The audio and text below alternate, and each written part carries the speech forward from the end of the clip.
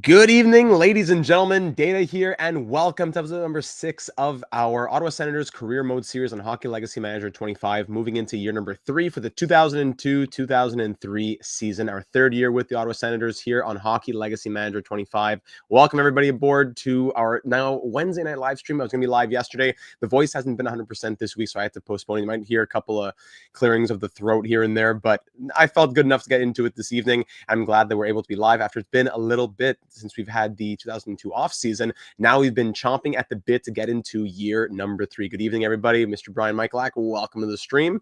Give me a couple minutes here. We'll start at the 2-minute mark. Probably a few voice cracks, a few dry throats here and there, but we'll get through it all together. I have my water to the side. I'll do my best with a bit of a sore throat, but thankfully much better than it was yesterday, which is why I had to postpone. So until about the 3-minute mark, we'll call it that. We'll start welcoming everybody in, and then we'll get started right after that, moving into the 2002-2003 season. The first 2 years have been successful. We've been to 2 consecutive postseasons. Our goal tonight is to do the entirety of the season, so regular season plus playoffs. So if it could be a postseason run, that'll be fantastic. We'll try to make things a bit more streamlined in the regular season, as the last 2 episodes, which ended in, spoiler alert, the last 2 seasons, which ended in round 1 exits, were pretty long episodes. So I'll try and keep the regular season a little bit shorter because we are expecting ourselves to be a postseason team. Last year we had a Vezina trophy in Patrick Lalime. We had a really good scoring group. We had a lot of consistency in our top 6, especially. Third line was all right. Defense was good at the top of the order.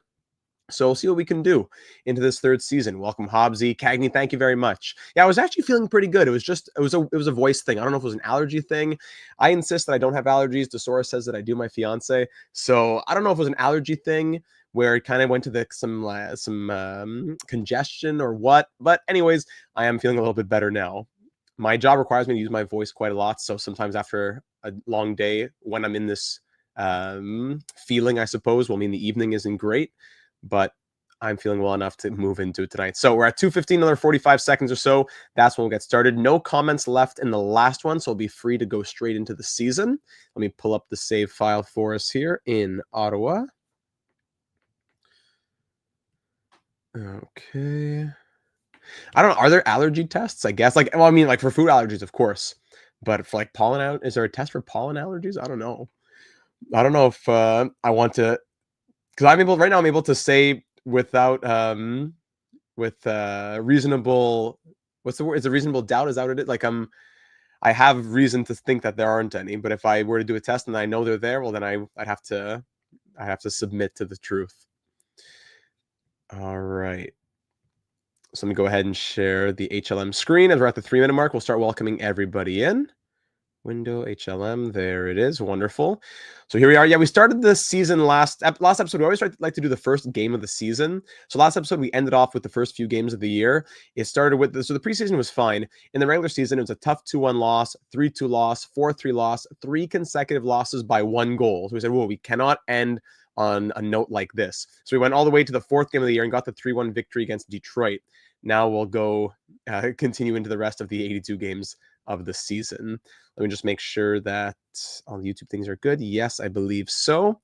We'll share it on Twitter X, and then we'll get going. Now live. All right. Lovely.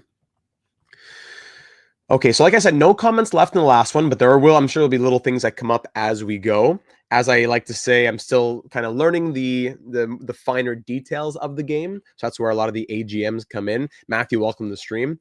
So we'll see what pops up as the year goes on. In the inbox here, yeah, October update of the draft. Marc-Andre Fleury will be the top draft pick of next episode as you go off season, season playoffs. Off season, season playoffs. So this episode will be season plus playoffs. And we see already one of our created players, Jay Peterman of the Jay Peterman catalog. There he is, ranked 5th overall, one of the created players. Francesco Ferrari, one of the created players here too, right? I think so. I'm pretty sure. I made a lot of creative ones based on the raffle winners. I think that was one of them as well. And in the rest of the first round, I think that's it, if I'm not mistaken. The rest would be deeper on into the draft class.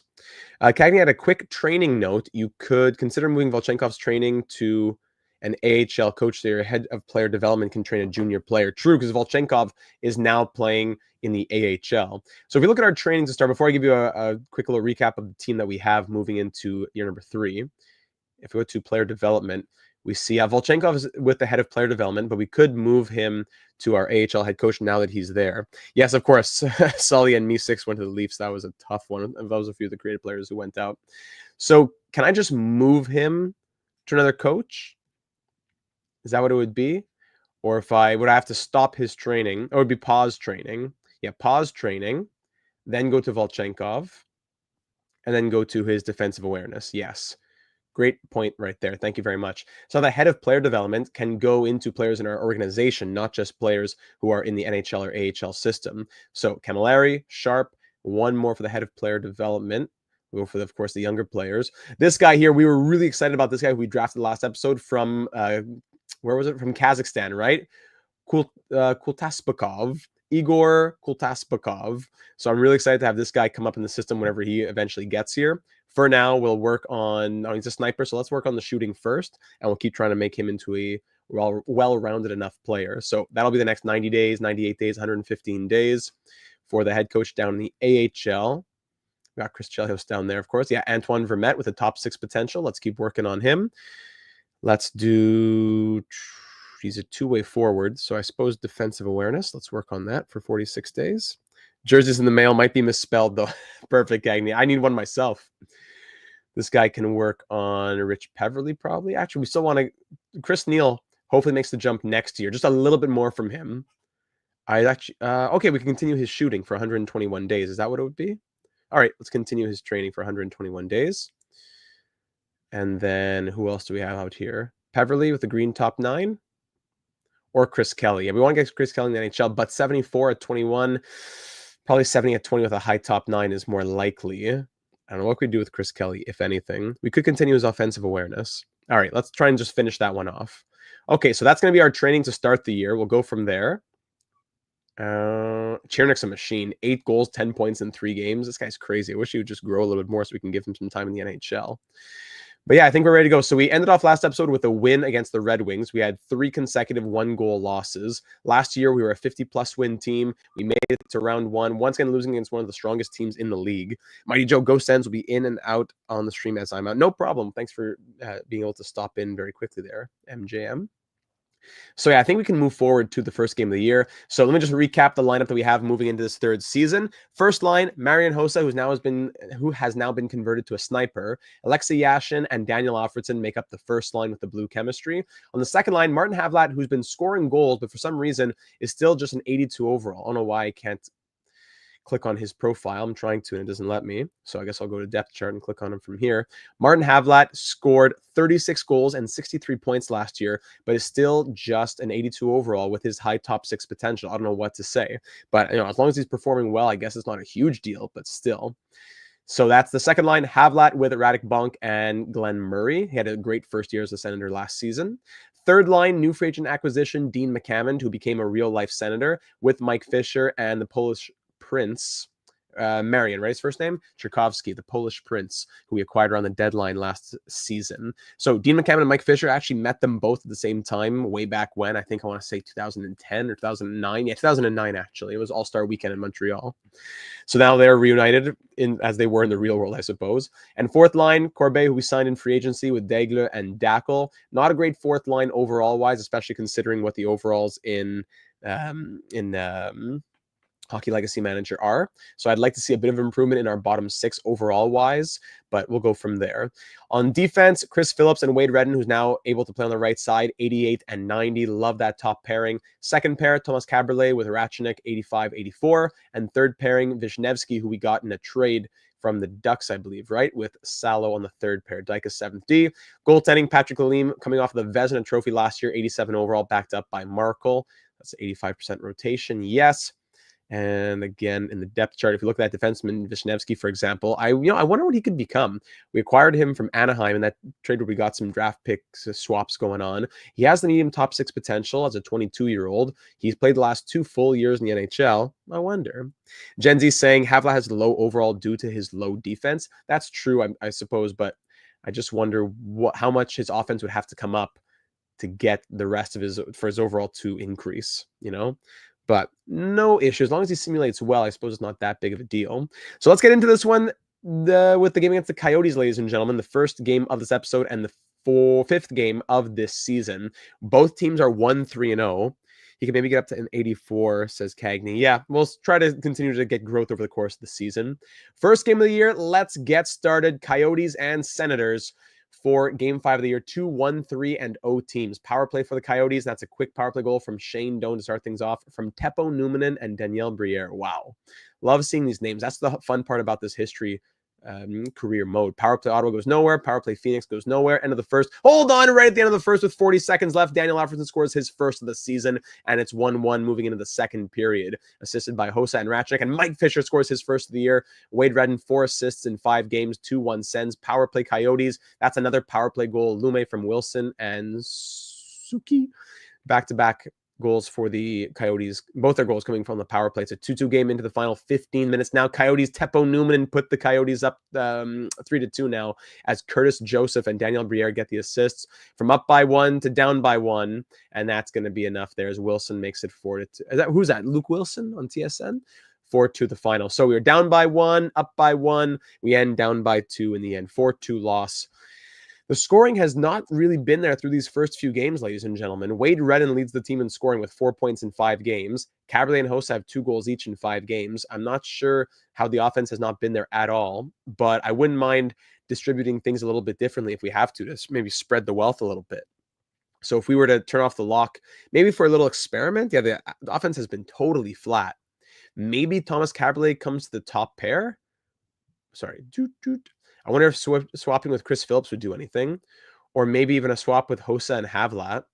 Let's try, okay. Swap here and swap here. Let's see if that does anything for the offense. And we'll lock them in there for a moment, just for me, a little 5-game experiment or something. Let's see if that does anything. So back to the calendar. Let's get some simulation done. So that was through 5 games. We're 1-4-0. 1, 2, 3, 4, 5. Let's go see this 5th game against the Islanders. So sim through the next few. Okay, we get some victories there. We lose 6-4, but then 3-2 win, 4-3 win, 4-3 win, but back-to-back overtime wins. Okay, we're 4-5-0. Let's see this game against the New York Islanders. Let's go in to see this one. The slow sims sometimes are friends, sometimes not. How's the power play looking? We'll take a look right after this. Darian Hatcher opens up the scoring for the Islanders. Excuse me. Might be a few of those here tonight. Yeah, we'll check the special teams after this. 1-0 Isles, make that 2-0. McInnes from Chara. Should we try and go acquire him? I don't know. Is that Rick Nash there? That's true. I think he got drafted to the Islanders, if I'm not mistaken. So once again, no scoring through, let's see, the halfway point. Yep, power play Islanders. That's killed off. And we're now down 3-0. All right, let's go. And 4. Call it a day. And we almost came back. From down 4-0, we tied 4-4. Hossa, Havlat, Tchaikovsky, and Alfredsson. But then Isbister gives the Islanders the win, 5-4. Oh my goodness, so close. Please check those development reports on the 2nd of each month. No, not to slow things down at all. I love those development reports. Oh man, that was a close loss there. Okay, let's go to the 2nd. Yeah, Dackel's going to be okay. But maybe he comes out. Let's put the 80 McKay in there. McKay can come in on the 4th line. Why not? So let's get to the 2nd to see the prospect reports. And then we'll also check the special teams percentages. All right, over to the inbox. Let's see. Prospect report. Actually, recent surges. Let's see this first. So recent surges in performance from these guys. Great. So Volchenkov up 2, already an 80 overall. He might be pushing for the NHL sooner rather than later. Chris Kelly +2. Markle +1. Good as our backup goalie. McDonald +1. Peverly +1. Sharp and Bass both +1 as well in the system. Good. That's nice to see. And here, actually, okay, so the development report, I should have clicked on this one first, actually. So prospect report, Chiernik, 19 points in 9 games. Chris Neal has, 12 there. Kelly, 9. Volchenkov, 9 points in 9 games. Love that. McDonald as AHL starter, 7. Oh, I thought that was 7.24 goals against average. 1 goal against average. Oduya, Jokinen, 11 points in 7 games. Franz Nielsen, James Wisniewski, blah, blah, blah in the system. Antti Niemi. All that. All right. So special teams now, going back to the office and looking at the standings. Let's look at the entire league. And looking at power play percentage, where do we sit in the power play percentage? Right there, right near the bottom at 13.5%. 1, 2, 3, 4, 5, 6, 7th lowest in the league. Yeah, Volchenkov, NHL bound next year for sure. I wonder if this year, though. 13.5%, but 87.9 on the penalty kill. 1, 2, 3, 4, 5, 6th best penalty kill, but the power play is abysmal. How's the scoring here? Hosa's loving life, 8 goals. Caberlet's doing very well. So you know what? The offense has been coming up. We scored 4 goals. We scored 3 goals. Okay, I'm going to keep the offense as it is. The even strength lines, but the power play is going to have to change for sure. So let's have Hosa come to the first unit. Hosa is a left shot, right shot. He's a left shot. So we're going to put Hosa on the left wing there. Let's make maybe one less sniper. Maybe Alfredsson, Yashin, Hosa on the power play. That's not the first line anymore. So yeah, we could do that with Redden here and Tchaikovsky there. We got to change something. So Tchaikovsky's going to move units. Let's put Murray on the first unit. Let's put Havlat here on the second unit. Tchaikovsky, Bonk, Havlat, Fisher, Caberlet. Fisher, it's because we need to give him ice time. That's the only reason he's there. So there's a little change up. Let's see if that does anything. I won't touch the penalty kill, but there's a little change up to something. Let's cross our fingers. So now let's say another maybe like 10 games or so. 1, 2, 3, 4, 5, 6, 7, 8, 9. And the 10th game will be against the Capitals. So let's see what happens here. Yeah, Fisher might be an anchor. I get that. Let's see what happens. All right, see a lot. There we go. There's a nice little streak of green. But Radek Bonk, ankle sprain out for 2 weeks. Oh, that's too bad. All right, so here's a great opportunity for Mike Fisher to move up in the lineup. Fisher moves up. Daigle moves up. Big chance for him. And does Dackel come center? How are the face-off attributes here? 65 for Dackel. Corbet, I can't click on. Why can I not click on them here? I wish you could see what I'm doing. Hold on, let me back out here for a sec. So let's go to lineup. And of course, I can't click on. I don't know why. I hold it down, but it doesn't go. Depth chart then. Come on, McKay. McKay, 84 faceoffs. Okay, Randy McKay, you're going to go center then. Oh my, he should be a center. So McKay will go there. And Daigle moves up. Actually, I'm gonna put McKay on the second line. Sorry, on the third line with those faceoffs. And Daigle, the 78, can stay on the fourth line. So Bonk's out for a little over 2 weeks. And this will be a big chance for him.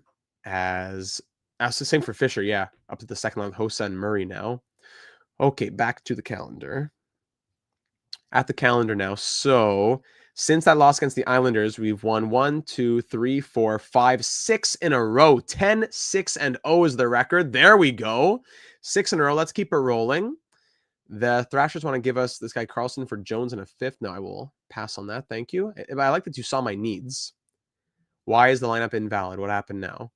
Somebody else injured? Oh, the special teams must be that. Ah, there you go. So in the special teams, let's put McCammond there, and Fisher will center. On the penalty kill, that's easy. That's gonna be Fisher for sure. Yeah. All right, let's keep on going to the game against the Capitals. So there you go. Bring those dubs. That's it. 1, 2, 3 more. We're now 13, 6, and 0, ladies and gentlemen. Those line changes did miracles. 1, 2, 3, 4, 5, 6, 7, 8, 9 game win streak. I don't want to risk it by going in. Let's see if we can make it 10 on the road against the Capitals. Can we make it an even 10? No, overtime loss. All right, so we're 13, 6, and 1, even without Radek Bonk. That's huge. He's back in 6 days. So let's keep on simming towards him being healthy. A few more games here. Back-to-back overtime losses after we won 9 in a row. But we get back on the horse with back-to-back wins with 6 goals scored in each victory. Yes, not only the wins coming, but the goals are coming. One more day for Radek Bonk. Will he be back against the Oilers? Yes, he will be. All right, Radek Bonk is back. Mike Fisher, how you doing, buddy? I can't see from here because the game doesn't like me. Let's give it a quick little save. Mighty Joe always loves a little mighty save. Let's go there. So Alfredsson, 28 points in 23 games. Very good. Thomas Caberlet is a machine. Love that. Depth chart. Mike Fisher, how you doing, man? Show me some offense, please, for once. Okay, 6 points in 23 games. He scored 10 in 82. So I'll take 6 in 23. Points per game from 0.12 to 0.26, more than double. So at least there's that. Good work to Mike Fisher. Now let's go back. Actually, even Daigle. How was Daigle? Actually, no, he didn't get moved up. It was McKay. McKay, hey, 2 points in 13 games. There you go, Randy. Back to the lineup. Jenzi Chiernik reminds me of Skylar Lucic from the Starfleet series. Great AHL numbers, but not high enough overall on paper to make the NHL. True, and maybe we'll give him a chance one of these days. I wouldn't mind. So, and Dackel. See, why can't I click on Dackel? He has 1 assist in 17 games. Okay, so Dackel's going to come out. And Bonk will go back there. There we go. So Bonk, Fisher, Dig, everyone back to normal. I mean, should we? I don't know if I want to change up the special teams even, but Bonk is too good to not play there. So as interesting as that idea would be, Bonk is too good to not be getting that ice time. All right. So hopefully the wins can continue with Bonk back in the lineup.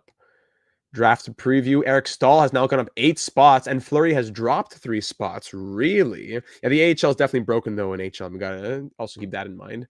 So Eric Stahl jumps 8 spots. Nikolai Zherdev still second. Jay Peterman jumped 2 spots. Getzlaff dropped 2. Thomas Vanek up 5. Dustin Brown up 14. Interesting. Now it's the 28th. All right, let's keep on simming towards the 2nd. Let's do these next 2 games with Bonk back in the lineup and 2 victories. Good. 4-2 win and then a tight 6-5 win against the Maple Leafs. Let's get to the 2nd here as we continue the victories. Trade between the Canadiens and the Hurricanes completed. Ooh, let's see what that trade was. Sorry, wrong thing. Oh, actually, I can see this right here, though. Yes, so Joel Ward up 2. Volchenkov's at an 81. McDonald 75, Niemi 72, Camilleri 72, Sharp 67, Odio 61, Stoughton 58. So a lot of +1s, plus a +2, as well as a +2, I should say, for Joel Ward. Swap Havlat and Tchaikovsky on power play 2.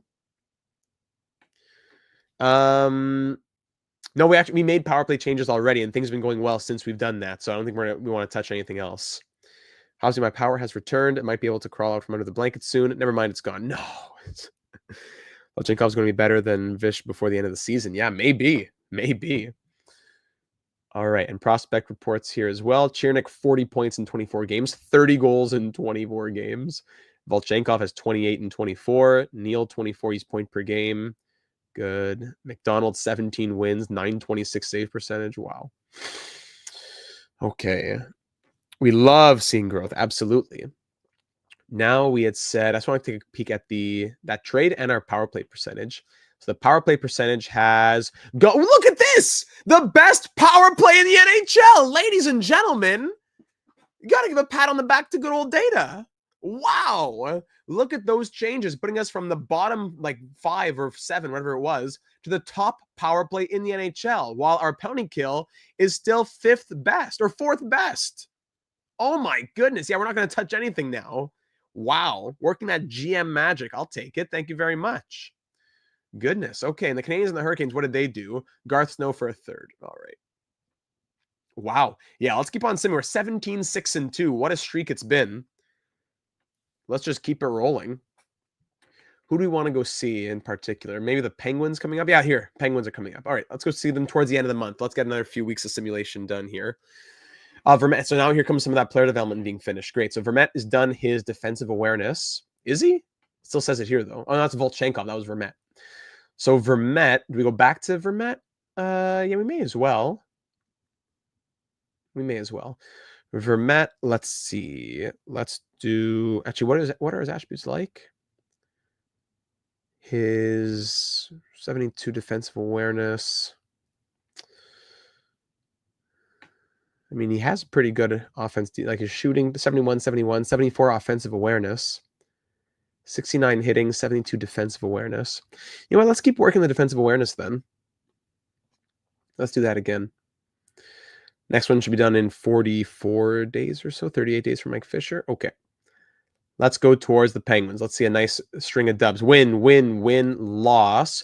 Chris Gratton, for an 85 overall for Niemi and Kelly. We're going to decline that, but that's... And, let's just look at it for fun, but I don't want to trade Antti Niemi. Chris Gratton. Can I please click on him? No, I can't. I go to Buffalo and click on it here. No. Okay, I'm not going to break my head for that. Excuse me. Continuing towards that game against the Penguins. All right, so it was, loss against the Oilers, then win, 1-0 loss against, of course, we should have gone to see that one, Martin Brodeur and the Devils, who eliminated us last season in round 1. Let's keep on going. Kjellberg on waivers. You know what? Expiring deal, 82 overall. Yeah, I'm going to claim him for the 4th line. If no one else claims him, I'll claim him. Very frustrating. Tell me about it. Speaking of frustrating glitches, let's make sure we save as things are going very well. Let's not let the universe come get us. Where are we? That's one thing that's probably the biggest thing I'd say about this game, just to know where you are in the calendar more often. Where that little red box is hard to find. All right, let's keep on going. Mike Fisher, 1 week injury, no problem. We'll put Dackel back in. Sorry, and then McKay goes 3rd line center. Yes. And on special units, we'll put McCammond. That's only about a week. Hold on, let's advance a day. I want to see about the guy on waivers. Where's the guy that I put a claim on? No news? Where's the news on him about waivers? Waiver wire. 14th. I'd say one more day, I guess. Eric Stahl still at the top. Marc-Andre Fleury now 2nd. Thomas Vanek jumps to 3 in the rankings. Really? Nathan Horton at 5. Dion Phaneuf took a big jump. Same for Dustin Brown, Brent Seabrook, Robert Nielsen. I guess we didn't get him, but usually it says who did get him. No? Let's go another day here. Maybe now we'll find out. Now Dean McCammon's out for 5 days. Did we get that guy on waivers? 3-2 loss. I guess not. I guess we didn't get him. Okay. Lineup. Now we got to call somebody up, right? That's our 2nd injury. Yes. So Corbet's going to move up to the 3rd line. And then roster moves. AHL. I'm getting a hang of these things. Roster moves. Let's call up Chris Neal. Is he waiver eligible? Can I find that out? Is there somewhere I can see that? I don't know if I'm not looking somewhere. Contract, maybe? I don't think he's waiver eligible. Are you sure you put the claim in successfully? I don't think I saw you had to claim that. No, I think I saw claimed, I thought. I had seen claimed. All right, so we'll call up Chris Neal then. Making his NHL debut. A future Sens legend is here. And this guy can go here. Chinner can go there. And then over in the NHL, Chris Neal. We'll go 4th line. Should we put him 3rd line? No, we'll help the chemistry. We'll put him 4th line. And there you go. Won't be for only for like 3 days anyways. 2, 3. Let's go see the game against the Blackhawks, or just advance that day at least. It's invalid. I wonder why. So let's go check it out.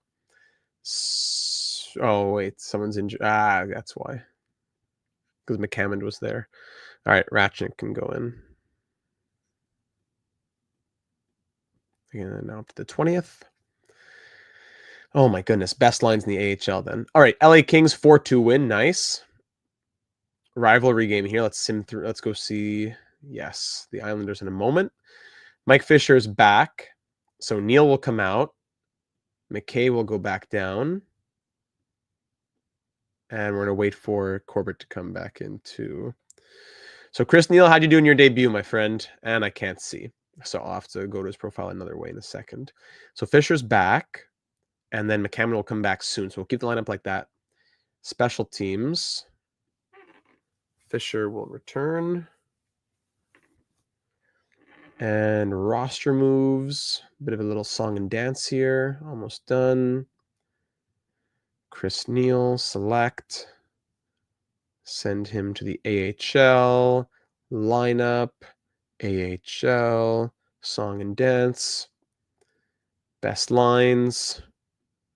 Swap them. And that should be it. Volchenkov and Chelios enjoying life. Yes, I love that. All right, great. Everyone's back to full health. And how did Chris Neil do in his debut, his NHL debut? Chris Neil, 2 games, 1 block, 6 hits, 9:28 of ice time on average. 3 Corsi. There you go. All right, the Corsi looked good. 2 penalty minutes, 1 minor penalty. Awesome. Welcome to the bigs, buddy. All right, back to the office. Now let's go through the game against the Islanders, and we'll go see the Penguins. All right, so on the road, and Dean McCammon's healthy now. Great. McCammon comes in for a Dackle, goes here, goes there, and life is back to normal. 5-3 win against the Isles. Great. And now we face off against the 24-8-1 Pittsburgh Penguins. What a team this is. Let's go see a slow sim against them. As we're getting close to the halfway point now. There you go. The Penguins scoring the first shot of the night. Slieger from Odette, and Roosevelt. The Penguins just have our number in the sim. It's ridiculous. Roosevelt now goal and assist tonight. Power play Penguins.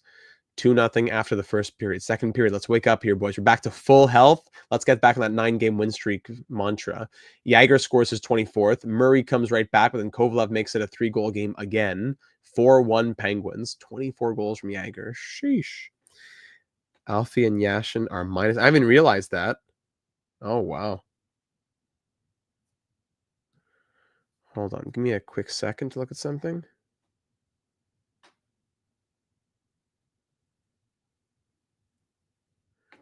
Sorry, so we're about to lose this one 4-1. Give me a... Hey, 2 quick goals. Hold on. What? The Senators win 5-4.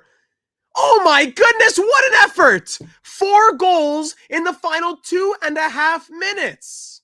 What in the world? That's the craziest thing we've seen in Sim ever in this game so far, in the small amount of time we've been playing this game. 4 goals in the last 2.5 minutes. As Alfredsson makes it a 2-goal game, Ratchet makes it a 1-goal game. Alfredsson again ties the game, and then a power play opportunity 28 seconds later leads to Yashin scoring the power play winner to lift us over the Penguins by a score of 5-4. Wow, what an effort. What an effort. That's the type of the passion we need to see from a postseason team that's not just going to be bounced and ousted in round 1. We can stick with the big boys. What a victory. That's a statement win right there. Wow, that's some sort of record for sure.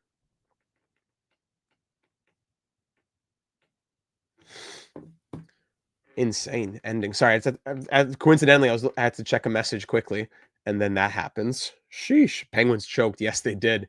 All right, so that's a big win. Let's keep on going towards the second now. We'll move into the 2003 calendar year to go see the Hurricanes. And the World Juniors are coming up. Yeah, so Antoniemi in Finland, Jokinen in Finland, and of course, Kultaspakov. I got to get used to saying that more often. Kultaspakov in Kazakhstan. So that's going to be the World Juniors coming up now. Very exciting. Daigle, 1 week injury. We can just go ahead and put McKay at center then.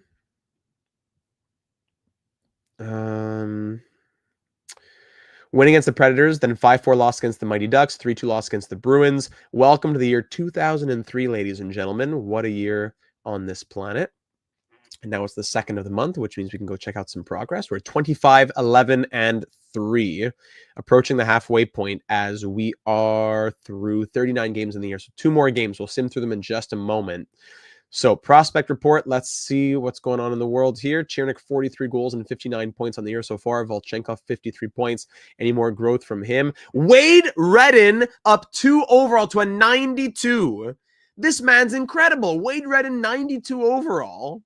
Kultaspakov, 64. McDonald, 76. Niemi, 73. Camilleri, 73. So +1s for all these guys. Peverly, Bass, Wisniewski. Wow, but very, very, very pleased to see Wade Redden +2. Now a 92 overall. Wow, looking at this lineup. Redden, 92 with Caberlet, 85 with the way that Caberlet's been producing as well. Really great development right there. Awesome. Okay, so let's keep on going through... Where are we? So we'll go see that. So this is game 40, then game 41. We'll pause after 41 games at the halfway point. Wade Redden supremacy.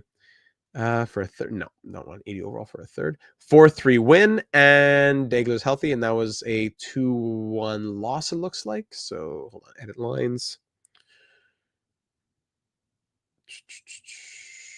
Degler. I don't know. Do I put Degler back in over McKay or Dackel? I don't know. He's a centerman, though, which helps for the chemistry, yeah. All right, so 2-1 loss there against the Red Wings. So through 41 games, ladies and gentlemen, you may not have thought it at one point. Look at that, Byron Defoe on waivers, 84 overall. That wouldn't be a bad guy to have on as backup, but Markle's an 83. Do we need to commit 2.2 million to backup as an 84 when we already have Markle an 83? Probably not. So 26-12-3 is the record. 52-24-6 is our pace here at the halfway point. Office. So let's check out the player leaders here. So Daniel Alfredsson, 18th in the league in scoring. He currently has 47 points. He's on pace for 94. Marian Hossa is on pace for 80. So is Alexei Yashin, and so is Thomas Caberlet. So we have 4 players in the top 50 of scoring. And even add Wade Redden at 38 if they say the top 52. Murray at 35 points on a 70-point pace. Awesome. Radek Bonk, 30 in 34. Havlat, 18 goals, 28 points. Okay. Martin Havlat this year, the points per game went down a little bit from 0.77 last year, currently sitting at 0.68. Not horrible, but yeah, the ice time is also down a little bit too. And the plus minus isn't great. That's true. Havlat on the first line, I think we did put him there, right? If I'm remembering correctly. I don't know why the ice time is lower though. Yeah, the plus minus isn't great. -5 from Alfredsson and Yashin is not ideal. But then you see plus 20 from these guys. Murray, but the second line is a great plus minus. So yeah, I do think Havlat's on that first line. Ratchnick has 21 points on a 42-point pace. He scored 34 last year. Look at that. Chris Phillips, 19. Tchaikovsky, on a 28-goal pace. Wow. Salo, Fisher on pace for 20+. McCammon, just 8 points. Corbet, Vishnevsky, all these guys at the bottom, not really there for their scoring. That's fine. And let's look at the entire league here. It's Timo Solani leading the league right now with 68 points in 41 games. Wow. 30 goals from Jaromir Jagr in 39 games, and Timo Solani has 68 points. He's 1, Korea is 3, Jagr 2, Kovalev is 6, and Lemieux is 5. It's crazy how these teams have so much. And then Jokin and Bure are together as well. Tverdovsky and Rob Blake and Anaheim. And that Mighty Ducks are very mighty. That's saying the least. Assists, 47 from Pavel Bure right now. And for goaltenders, Evgeny Nabokov with the most wins at 24 right now, but Lalim in third with 22. Goals against average. Wow, Nabokov's goals against average and save percentage is out of this world. Lalim, no shutouts on the year yet, though. The only one of the top 5 goalies in wins with no shutouts. Huh. How about goals saved above expected? Lalim is at 7.36, which is not at the top, but he's high enough to say that he is a starter in the NHL for sure. Like a good starter, even not just one of the 30. He's a good starter. St. Louis Blues head coach departure announcement. Huh. Okay. I think that's about it to look at things here at the halfway point. Bray leading the league in assists. Broken. In the lineup, so Havlat is on that first line. All right, let's keep on rolling into the second half now, ladies and gentlemen. Let's keep on rolling. Back to the calendar. Let's get into this postseason sooner rather than later. Let's go see it, not in Toronto against Maple Leafs. We'll go see when we host the Maple Leafs in about 2 weeks instead. So sim through a bunch of games here. Martin Havlat development done for the offensive awareness. Good. Yeah, and even somebody else is done. Someone else's development is also complete. So let's continue on Martin Havlat. Let's go to... because all of them will go to next year pretty much. Except for shot blocking, hitting, defense, which we do want to see more from. So let's get to let's do the hitting. Let's do hitting on Martin Havlat. Brings it to March 2003. Yes. This guy for the AHL. We did Jones already. Do we go to Peverly now? Even Joel Ward? They're all good options. Swap Havlat with someone else he's dragging down the first line. And while that may be true, and while I don't even disagree, I would then say, would that harm the second line to break up what's happened there? Because our scoring was not there at all in the first 10 games or whatever, or however many games that was. Once we made that change in the top 6, the scoring got a lot better, but the plus minus has taken a hit. So I'd probably prefer to keep taking that hit, unless now we can change things back and they can continue being on the good pace that they've been on, right? Yeah, so defensive awareness or hitting for Havlat, either one's going to be important for his defensive game. So let me go back to Peverly. We said Peverly, what we're going to work on. Anything we do carries to next year, sadly. Anybody that can do a little bit less time? Joel Ward, actually, he's already working on something. That passing is going to take him to next year anyways, too. Chiernik? No. Chris Neal. He's already working on shooting with somebody else. Is he doing that shooting right now, or is that being done? Has that been done? Yeah, actually, we could continue his shooting. Chris Neal, you finish off your shooting, and that'll finish by March.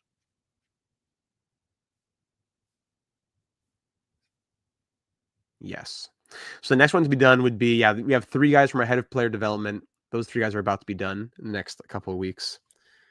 We do have a bit of have two-way prospects, so I wouldn't be surprised if we end up moving some of those. Okay. So we said we wanted to go see the Maple Leafs here in this game.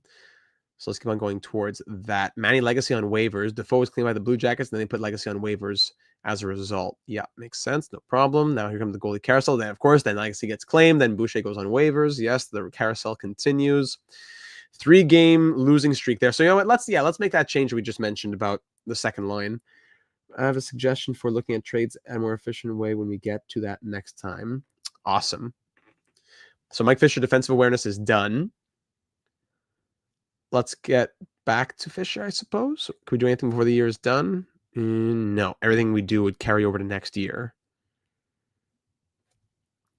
Boucher, I think Markle has the same potential, does he not? 81, 26. I'd rather have Markle who's an 83 and like 24. I think I'd be okay keeping him just Markle. Mike Fisher. Do we go to hitting? The offense needs to come a little bit from him. Let's get to passing, actually. His two-way game is already solid enough. Okay, let's get the lineup here. So 3 consecutive losses, correct?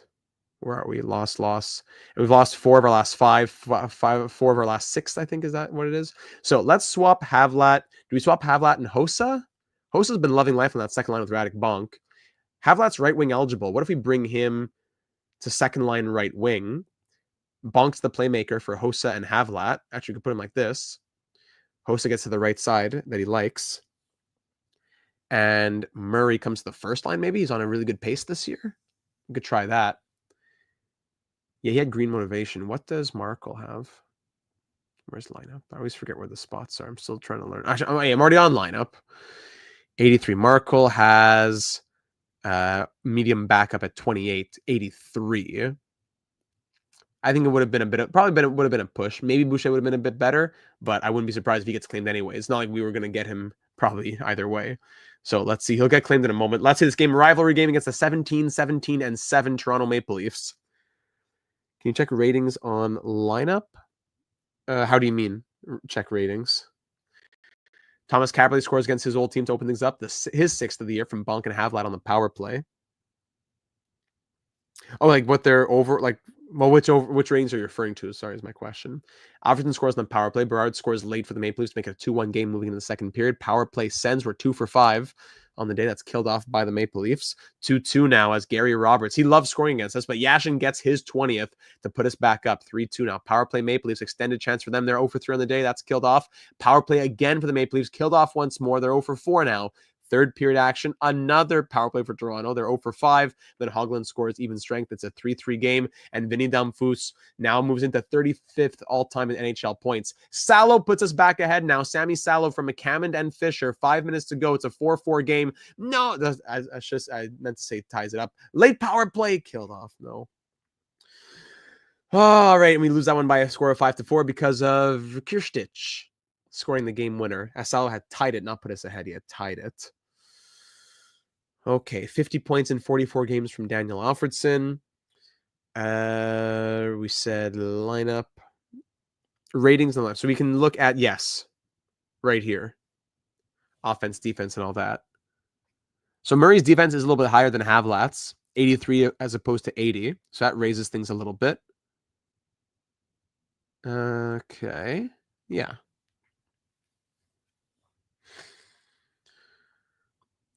Tough, tight loss as well there.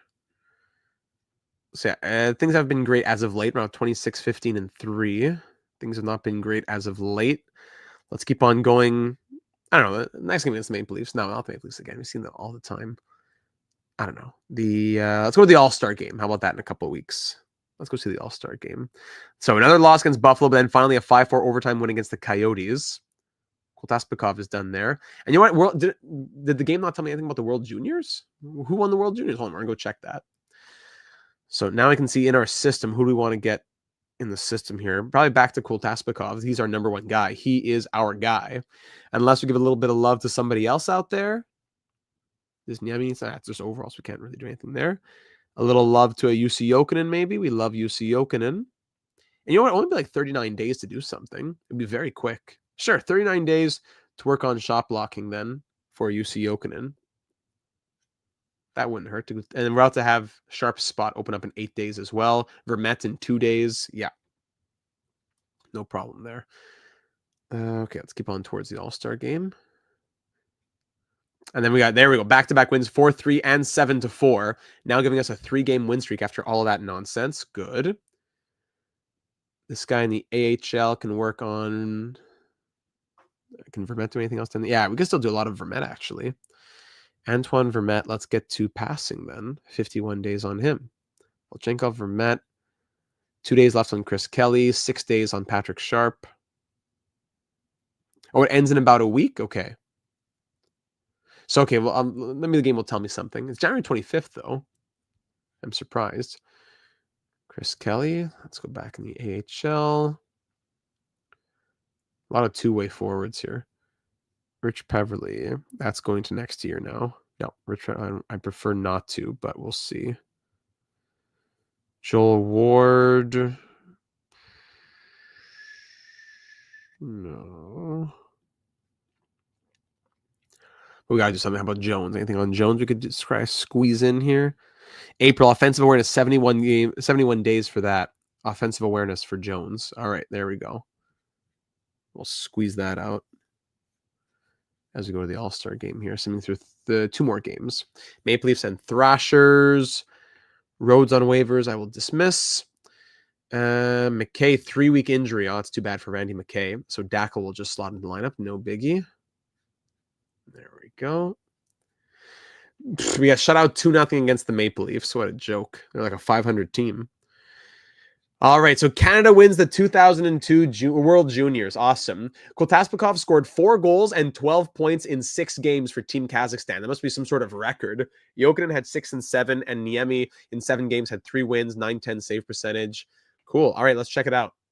So Canada won gold, US wins silver, Russia wins bronze, France gets promoted, and Norway gets relegated. Carrier, most valuable player, Gilles Carrier, playing for Val d'Or right now with... Oh, he's a goalie. Interesting. 937 save percentage, 2.12 goals against average. Wow. 6'5", high elite. Gilles Carrier. 15 points in 7 games. Jay Peterman there for the U.S., 13 goals and 15 points. Nathan Horton had 14. Aguilar had 14. There's Ice Bear Sully had 13 points for Team Canada. Greg Aguilar. Is this better than NHL 25? Hard to say the word better. In a lot of ways, it's better.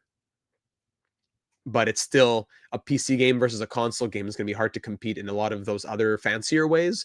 But in terms of like the bones of the game, yeah, I would say so. Okay, so Division 1, yeah, Canada there. Division 2, Division D, Belarus, blah, blah, blah, Italy. So France gets promoted, Norway relegated, and we'll see what happens from there. All right. Games. The gold medal game was a 7-3 win for Canada over the U.S. Wow. Nice. Creative players are killers. Jay Peterman will lead the U.S. to a World Cup one day. I wonder, huh? Good old Jay Peterman. All right, so let's keep going to the All-Star game. One more day. Can we get win number 30 before the All-Star break here against the Thrashers? Yes, 7-1 win. Woo, boy. All right. Another head of player development slot open. Those are the most valuable.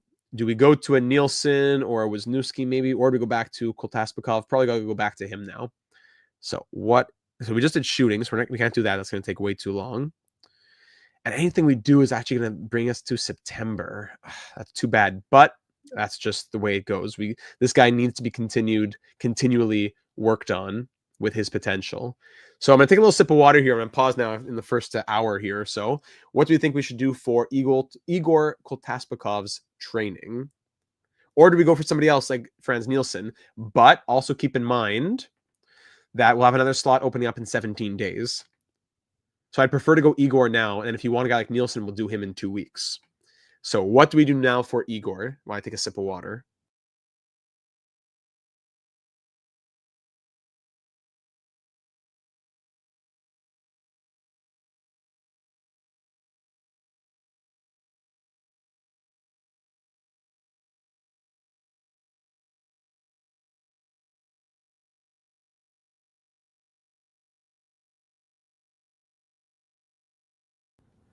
All right.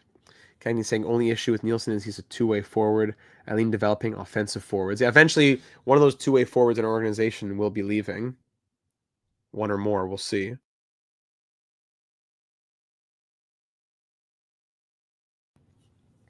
Passing or offensive awareness.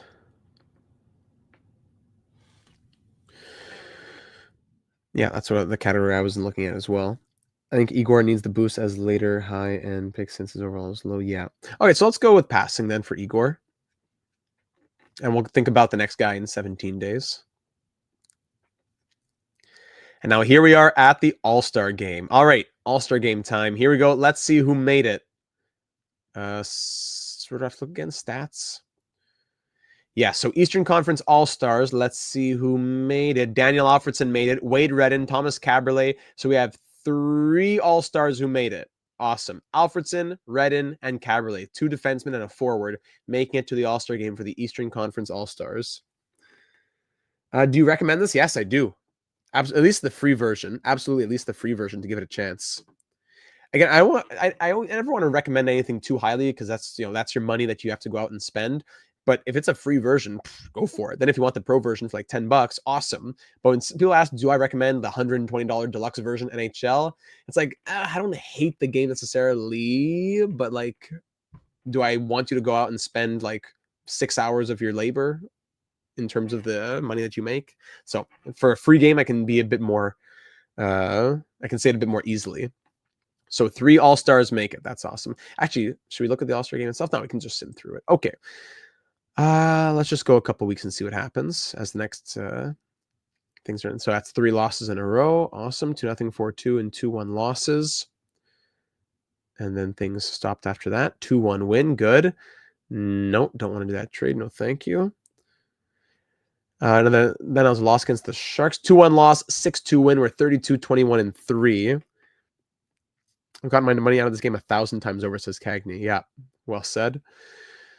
Okay, so we have back-to-back games against the Blues, then the Lightning, Bruins. Where are we in the... So the Bruins are very close. Let's go see the Bruins. That's a big rivalry game. We play them 3 times in the course of like 2 weeks, or less than 2 weeks even. McKay is healthy. We lose one, then win the other against the Blues. 6-0 loss, and then a 5-2 win. Okay. We're 4-6-0 in our last 10. Camilleri's done his passing. There you go. So now who do we look at? Do we look at Nielsen, Wisniewski, Camilleri again? If we did do Camilleri or Sharp, looking at offense between the two of them. Sharp's defense, 60. So I'm looking at the wrong thing. Shooting right here. So Sharp's 66 shooting. Yeah, actually, his shooting, Patrick Sharp's shooting should be higher. But I don't want to take 204 days to do his shooting. So never mind, actually. Yeah, this is the pro version here. Camilleri, meanwhile, yeah, his things would take a long time to do as well. So So even if we're not going to use Franz Nielsen in the future, developing him is not a bad thing to do. So let's have him work. Yeah, we'll have him work on his shooting for 85 days. Yeah, anything we do goes over to next season. It depends on what you're playing on, how much pro is. It's max $10. Could be $5, could be $10, but it's not more than that. Completed trainings, good. We see all these pluses over here. So now we're starting to move into next year. We have a couple guys in September of next year, Hossa in October of next year. Same for Fisher. Caberlet is almost done, 14 more days. And the rest of the guys will be finishing up before then. Okay, the Bruins. So we'll go through the game against the Lightning on the road in Tampa. 3-2 loss. Great. We're 33, 23, and 3. Let's take a look at the plus minuses and everything after this game here. Here we go. Big game against our division rival, the Bruins. Can we win the division? It's going to be between us and Boston, most likely. These are the games we need to win. Like that game against the Penguins. These are the games we need to show ourselves and make a statement. Back-to-back Bruins power plays go nowhere, but then Jason Allison scores to make it a 1-0 moving in the second period. Power play Boston again, killed off once more. They're 0 for 3 now. And there you go. 2-0 Joe Thornton, scoring his 20th of the year. Power play Ottawa, killed off. Oh, yeah. And no scoring again. And we're going to be down 3-0. Let's just call it a day. And we lose 4-2. Tchaikovsky and Murray scoring for us. All right. Time to make some more changes because I'm not going to let this sit here all season long. Whoa! -20 now for Alfredsson and Yashin? I shouldn't have changed anything. All right. Back to Havlat on the first line. Havlat, Yashin, Alfredsson. I'm even going to swap Yashin and Bonk. That's crazy. Havlat, Bonk, Alfredsson, Hossa, Yashin, Murray. Let's do that. Oh my goodness, that's crazy. All right, prospect report. We missed that a week ago or something. 65 goals from Chirnik. This guy's crazy. 70, 66, 71 goals last 3 years in the AHL. All right, and let's see who's got some growth. Joel Ward up 2.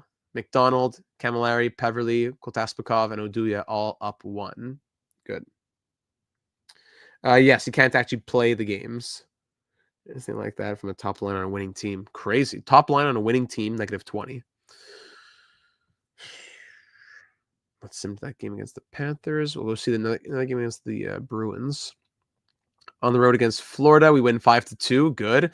Now 2 big games against the Bruins right here. In Montreal, we win 6-5. Is it just the slow sim that hates us? What is it? So now here we go, facing the Bruins again for a second of 3 times over the course of like a week and a half. Yeah, I'll go ahead and lock them there. Bruins score there. Sergei Samsonov. Hey, Ryan, Evening Data. Love tuning into this series for a quick nostalgia trip. Yeah, so there's a little nostalgia for you. Sergei Samsonov scores, assisted by Jason Allison and Keith Kachuk. Kovalenko from La Pointe. We're down 2-0. Power play Ottawa. Come on, power play goes nowhere. Thank you. Wade Redden scores his 10th of the year.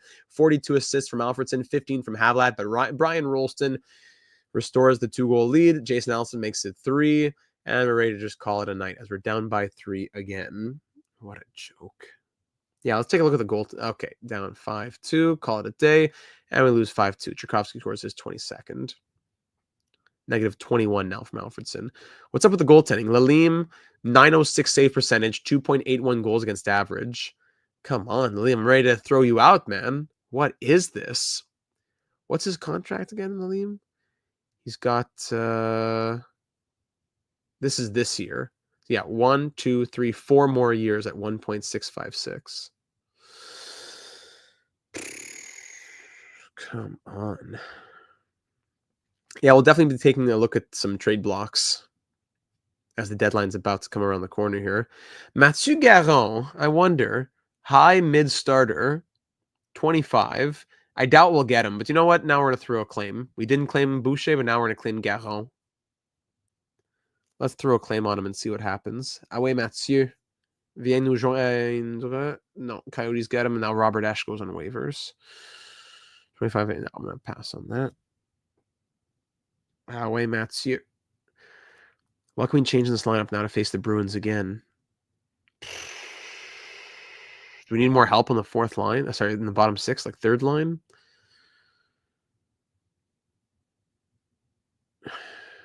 Let's put Yashin back. Just keep Havlat on the top line then. Lock everybody. Markle, no. What are you saying, Markle? In a game like this, you want to put Markle. Why do you have to turn off goalie rotate just to change your goalies?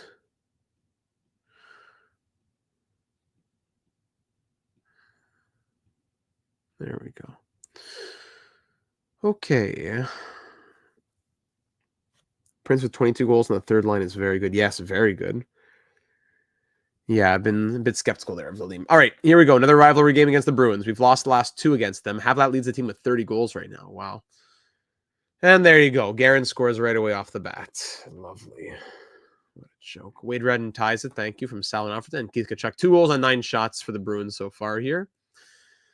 Yeah, that's what we like to see. That is what we like to see. All these power plays. Oh my goodness. They have 4 power plays in like just the first period alone. Second period now. Halfway through the game. We're up by 1. Down by 1. My apologies. All right, they're 1 for 5. We're 0 for 2 in the power play. No scoring so far here in the second. Moving into the third, still down by 1. Outshooting them 27-25. Power play Sens. We're 0 for 3 on the day. Wow. And there you go. Thank you. Murray with his 30th goal, but then it's answered right back by Rolston. Joe Thornton now 21st all-time for Bruins points. As soon as we score, they answer right back seconds later. And they'll add 1 more as we lose 4-2. Yeah, these are huge games. That are making us drop in the division as we drop 6 points against them. 2-4. That's 3 straight losses against the Bruins. There's 6 points that we lose to them. Yeah. As they're now at 78, we're at 73. I doubt we catch them at this point. Let's sim through the game against Buffalo as we get close to the trade deadline. UC Okinen's done that. Let's see now. So that was a quick little one for UC Okinen. Now we can go to maybe back to Camilleri. I know now we're going to be dipping into guys for next year. Guys not finishing the training until next year. James Wisniewski a little bit, maybe? Little James Wisniewski. He's an offensive defenseman. Yeah, why not? It'll be done right at the start of the year. So, yeah, James Wisniewski. Let's work on the defensive awareness.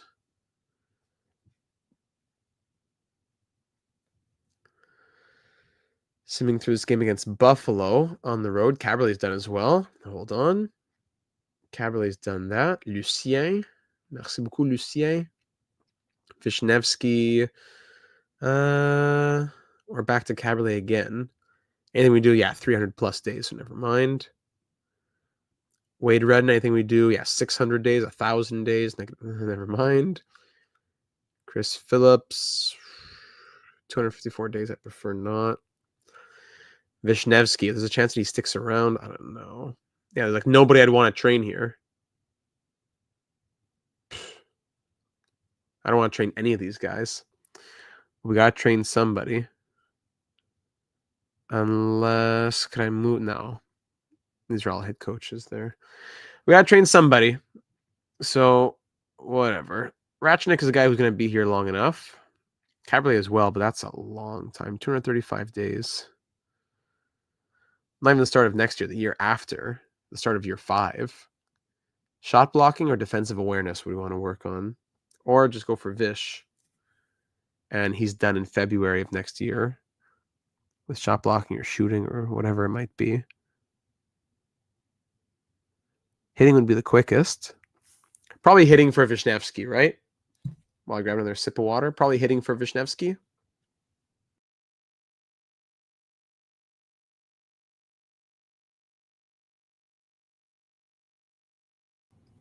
What's the base game like free version have? Has everything the same as I do.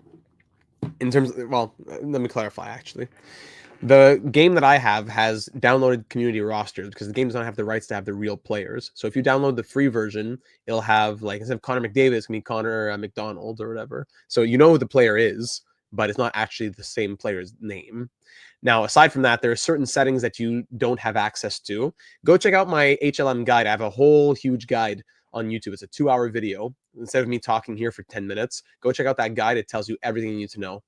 Just type in Data782 Hockey Legacy Manager. The guide's going to be there for you. All right, finally, this game against Buffalo. No, thank you, Atlanta. And it's a 6-2 win. At least there's that.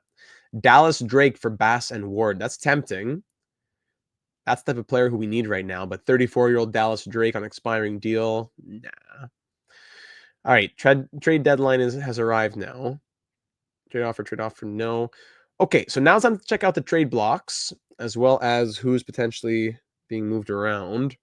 So yeah, Alfredsson has fallen down below a point per game. Yashin, we had 4 or 5 players. We had 5 players in the top 52. Now 1, 2, 3, 4, 5. We're at 82 there. Host at 52 points in 65 games. He's fallen off in a big way too. Last year, almost a point per game. This year at 0.8. Not horrible, but it's a drop off. It's his worst he's had in a few years. Actually, no, his point. Okay, still. Just trying to say he's not getting better. Tchaikovsky, 25 goals. I like that. But in the bottom 6 here, like Dean McCammon hasn't been who I thought he would hopefully be. Like I was hoping for a 30-some point guy. I guess it's, I don't know, the ice time. He's playing. I guess he is who he'll be with that ice time. What was the contract? A 1-year deal? I don't know. McCammon hasn't been fantastic. No one in the bottom 6 has been that good. The plus minuses have been atrocious. I wonder if we get one of like a bigger top 6 name even and demote someone in the top 6 into the bottom 6 on the third line. Let's see who's on the blocks. Maybe even a Bonk upgrade. Bonk's been really good, but I hear what you're saying. Excuse me. So see the trade blocks around the league. League block. Any negative value, guys? Always just for fun. I want to see this. Claude Lemieux, 2 years left at like league minimum. I wouldn't mind bearing a contract like that to get good value from the Flyers, and then flipping that value. Adam Oates, 2 years left. That's the problem. Cheating Hill says, let's trade Yashin like IRL and maybe Bonk and find 2 other centers. That would be quite an overhaul, but I'm not saying no to anything. Anyone with 1 year left? Corkum. 1 year left with negative value. I wouldn't mind doing that. Like let's look at, hold on, before we look at negative value, let's look at the most valuable players. Like Gratton's the best guy out here at 85 overall. That's players who are on the block. There are players out there who are also good, but are not on the block necessarily. Oh, okay. Salary versus cap hit. I see what you're saying. We could upgrade Bonk and bump him down. We could. Then maybe we trade Mike Fisher. What's the story on Gratton? Chris Gratton. What's the story here? 39 points in 65 games. Where's his player type? 2-way forward. Yeah. Okay, so let's pause here for a second looking at centers. Let me go back to looking at guys who have negative value, just for fun. Like Corkum on an expiring deal. Like the Canadians, what would you give me to take him on? You know? No trade found. Well, and even like Patrice Brisebois on the trade block. That's interesting. Centers, Saku Koivu, modified no trade. That would be something, eh? Acquiring Saku Koivu and Corkum, and I'll give you Yashin. That wouldn't even go through. No, that's too crazy. What am I saying? Okay. Let's remove that. Okay, back to business here. No players may change. You get to the deadline minigame. Oh, I see. I don't know if I want to wait till the deadline, though, right? At the deadline, things might change drastically. If we advance one more day. Miller for Sioden? No, that's not. I need more than that. I need bigger moves than that. Trades. Where's trades? Why am I always blind here? Trade. So, yeah, look at all that trade value from Wade Redden. If we were to, Radek Bonks has been really good. Bonks 71 points last year, even 48. Yeah, he's a 0.8 point per game plus guy on a great contract, good overall. I don't want to move Radek Bonk, but can we upgrade on him? Sure. So if Mike Fisher were to move out, medium top 6 potential, or maybe we even keep Mike Fisher for 4th line center. Depends on who we get. Is it an expiring guy or is it a guy who's going to stay longer term? So Vermette and or Fisher being used as value, something like that is a possibility. If in theory we put Mike Fisher. Now, who has a team with a centerman we can go out and acquire? Just centerman here. Sorting by overall. Maybe look at some of the bad teams first. Not the contenders, like the Thrashers. What would you want? Like Mike Fisher's a good prospect. So what could we get out here? Patrick Stefan. Let's see. Contenders, rebuilding. Sabres, of course. Chris Gratton is there. Yes. Brown, 5 years left on Brown's contract. Curtis Brown. 55 points from him on the year right now. Two-way forward again. Fisher could be fourth line. You need to upgrade on Degla either way. Allows some time to develop as well. Yeah, true. Calgary's retooling. Mark Savard. Interesting. Mark Savard. Let me see him. Mark Savard, 66 points in 65 games, 93 last year. Fourth-round pick of the Rangers. Signed with Calgary in free agency. With elite potential and all that. Mark Savard would be very interesting. Playmaker, center wing, but we'll put him center with the 79 faceoffs. Trade block has nobody. Chris Gratton is the highest one as a centerman, as an 85, and after that, there's almost nobody. Let's just saying that I'm missing something else. So I have to give you Mike Fisher and who else? And Antoine Vermette? Still don't want that. If removing Fisher, it needs to be a younger-ish guy with term, not a rental. Yeah. And Kelly and Peverly, now we're just talking crazy talk. And a first, not even close. Yeah, so the trade value isn't necessarily that truthful. It looks like it when you click on when you're clicking on the names, you think, okay, this value plus that value together gets me this far on the bar, but really it's not quite that true. Another tool they would never done. Oh, okay, well, look at that. So what else do you want from Mark Savard? 2 firsts. Eesh. I don't want to do that. So if you're so trade block, you're saying go to the league block, and then centers, or is there something that I missed over here? What am I saying over here? Find trade.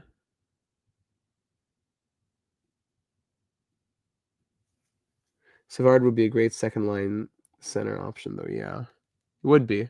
I want to move Fisher and 2 firsts. Colby Armstrong, there he is. Needs. Okay. First line center.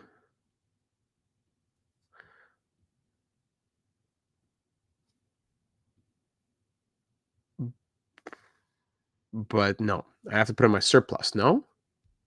Sorry, I'm not quite following. You can edit that. Okay, how do I edit that? Let's see. I have to hold on.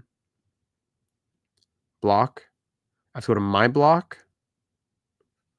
Can I go to Ottawa's block? Yes, Ottawa. Okay. There we go. Now I can edit it. Thank you.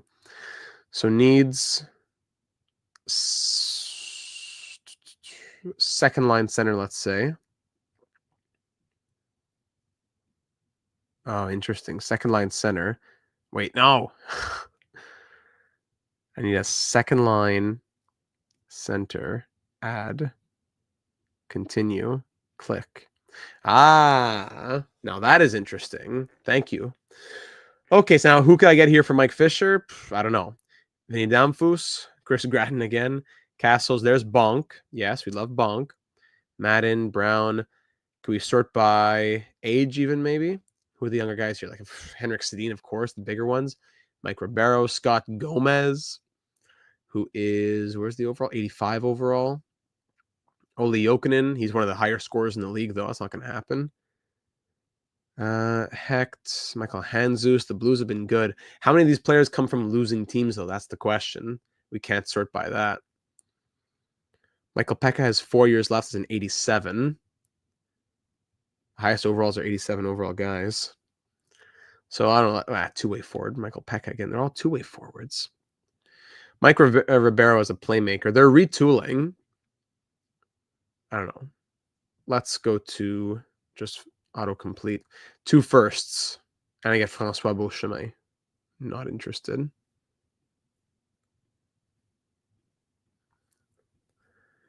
If I say centers, I'll give you Mike Fisher. Then what else? Sorting by trade value. We have to give a big name probably, like a Patrick Sharp or something. Even then, it's not that close. No. If we want to make a big move like that, it's going to take serious value. Are we ready? Are we prepared to move that kind of value? We could move maybe Vishnevsky and then we call up Volchenkov, but that doesn't do that much. And then we throw in Vermette, still not there. Then you think about a first next year. No, well, maybe I give you a first next year. Give me a second next year. 2004. Maybe this. We swap our first for a second next year. But this is a lot of value, ladies and gentlemen. Mike Ribeiro, he's 23, high top six potential, 45 points in 66 games. Is he the guy to be our second line center of the future? And to bump Radek Bonk down to down to the third line? I don't think so. I'd want a bigger name, but then that's going to cost higher value. That's a really tough question. Antoine Vermette. I can't even click on him there. It's a big decision. Fisher, I don't want to move him, but he could be moved. Same for Vishnevsky. Kind of the same for Vermette, but on their own. Put all three of them together, that's a lot of value. I don't even need Beauchemin. Take out Beauchemin. Not a big deal. Makes it a little bit more fair. There we go. Do we try and swap Vermette with someone of lesser value? In a separate deal, you're saying? They'd more likely do this. You throw in a seventh. Yeah, something like that we'd be able to throw in as well. Maybe even a fifth. Yeah, maybe even a fifth. Could even try to stretch a fourth. Who knows? Something like this might go through. We swap a first in 2004 for a second and a fourth. Sharp instead of Vermette. I don't know about that because Vermette is a two-way forward. I'd rather have sniper, playmaker, and power forward prospects stay in the system. And this one to keep him. It's a fair bit of value from us. Oh, swap Vermette out in our side. Okay, so if Vermette goes out, who else goes in, you're saying? Okay. Sharp would be even more value, right? Where's Vermette? Yeah, someone have to be someone similar to the Vermette category. It would probably be Franz Nielsen. Yeah, Sharp's even a better prospect. So Franz Nielsen, maybe even Rich Peverly. But 2072 versus 2073 high top nines. If it's the potential, that's different. Johnny Oduya. Yeah, sure. Yeah. Two-way forwards can be good offensively. I'm not saying any two-way forward is going to go. But I think two-way forward is the thing we have the most of in our system here. We have Vermette, we have Nielsen, we have Peverly, we have Ward, we have Kelly. All two-way forwards. Right. We have no high-end power forwards in our system, though. Oh, Sharp's a power. That's true. He's a power forward. That's true. He's our only one. That's why I wouldn't want to move him. He's our only one. So if we keep Vermette, who else is it going to be? Franz Nielsen. What's their negative value like? That's a good idea. Montreal has some negative value here. Weinrich, Craig Rivet could play third pair, 82 overall. That's true. We're swapping defensemen. Hold on. Let's take the picks out of the deal here for a sec. We're going to take Craig Rivet. Or can we take out Nielsen altogether? Hold on. We're going to take Craig Rivet. We're going to take all your negative value, maybe. You want to trade Corkum. He's on an expiring deal. Doesn't do that much.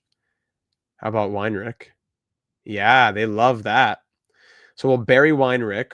We'll keep / bury Rivet. And now we take back a pick. Hold on. That changes things drastically. Can we get a second? No, that would be too crazy. Can we get a fourth? Definitely. Give me a fourth in this year's draft and a third in next year's draft.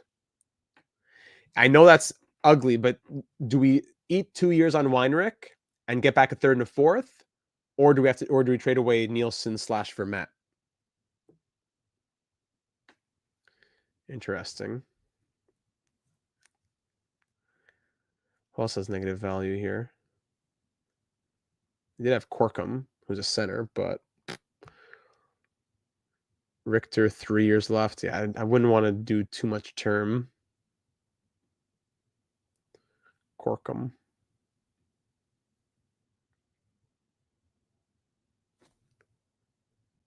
Oh, Cheating. Oh, I didn't even notice Cheating Hill had said that comment. Awesome. Thank you, Cheating Hill. Maybe even we don't have a third in 2003. So maybe a third in 2005? A third in 2004 and a third in 2005. How's this? All right, this is my official offer now, ladies and gentlemen.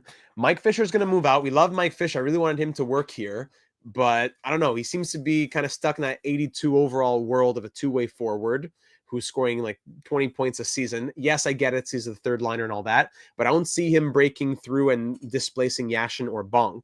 But Ribeiro could displace Bonk, put him down to third line center. So Ribeiro moves up, has the high top six. He's 23. He's a playmaker. He's showing the scoring that he can do. 45 points. It's pretty much his first full season of getting that ice time. Or would a simple 2-for-2 swap work? We upgrade Fisher to Ribeiro and give them the younger D-man for doing so. A simple 2-for-2. Fisher and Wisniewski for Ribeiro and who? Rive? Who's the 2? Yeah, I see the cap. I see the cap concern as well there.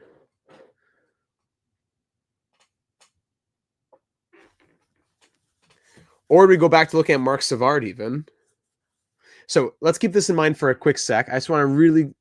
What if we took negative value and brought Mark Savard in? We were just talking about that as well. If I say Mark Savard, and then what's negative value in Calgary?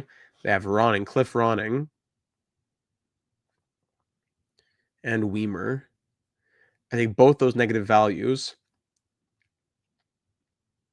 And I add Vermette. Or I add Nielsen instead, let's say. Nielsen and a pick.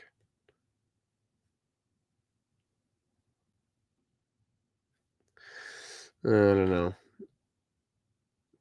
Yeah, this would be nice from Calgary, but I don't think they'd want to do this. We could try sending it. 2005 second with Nielsen, Wisniewski, and Fisher.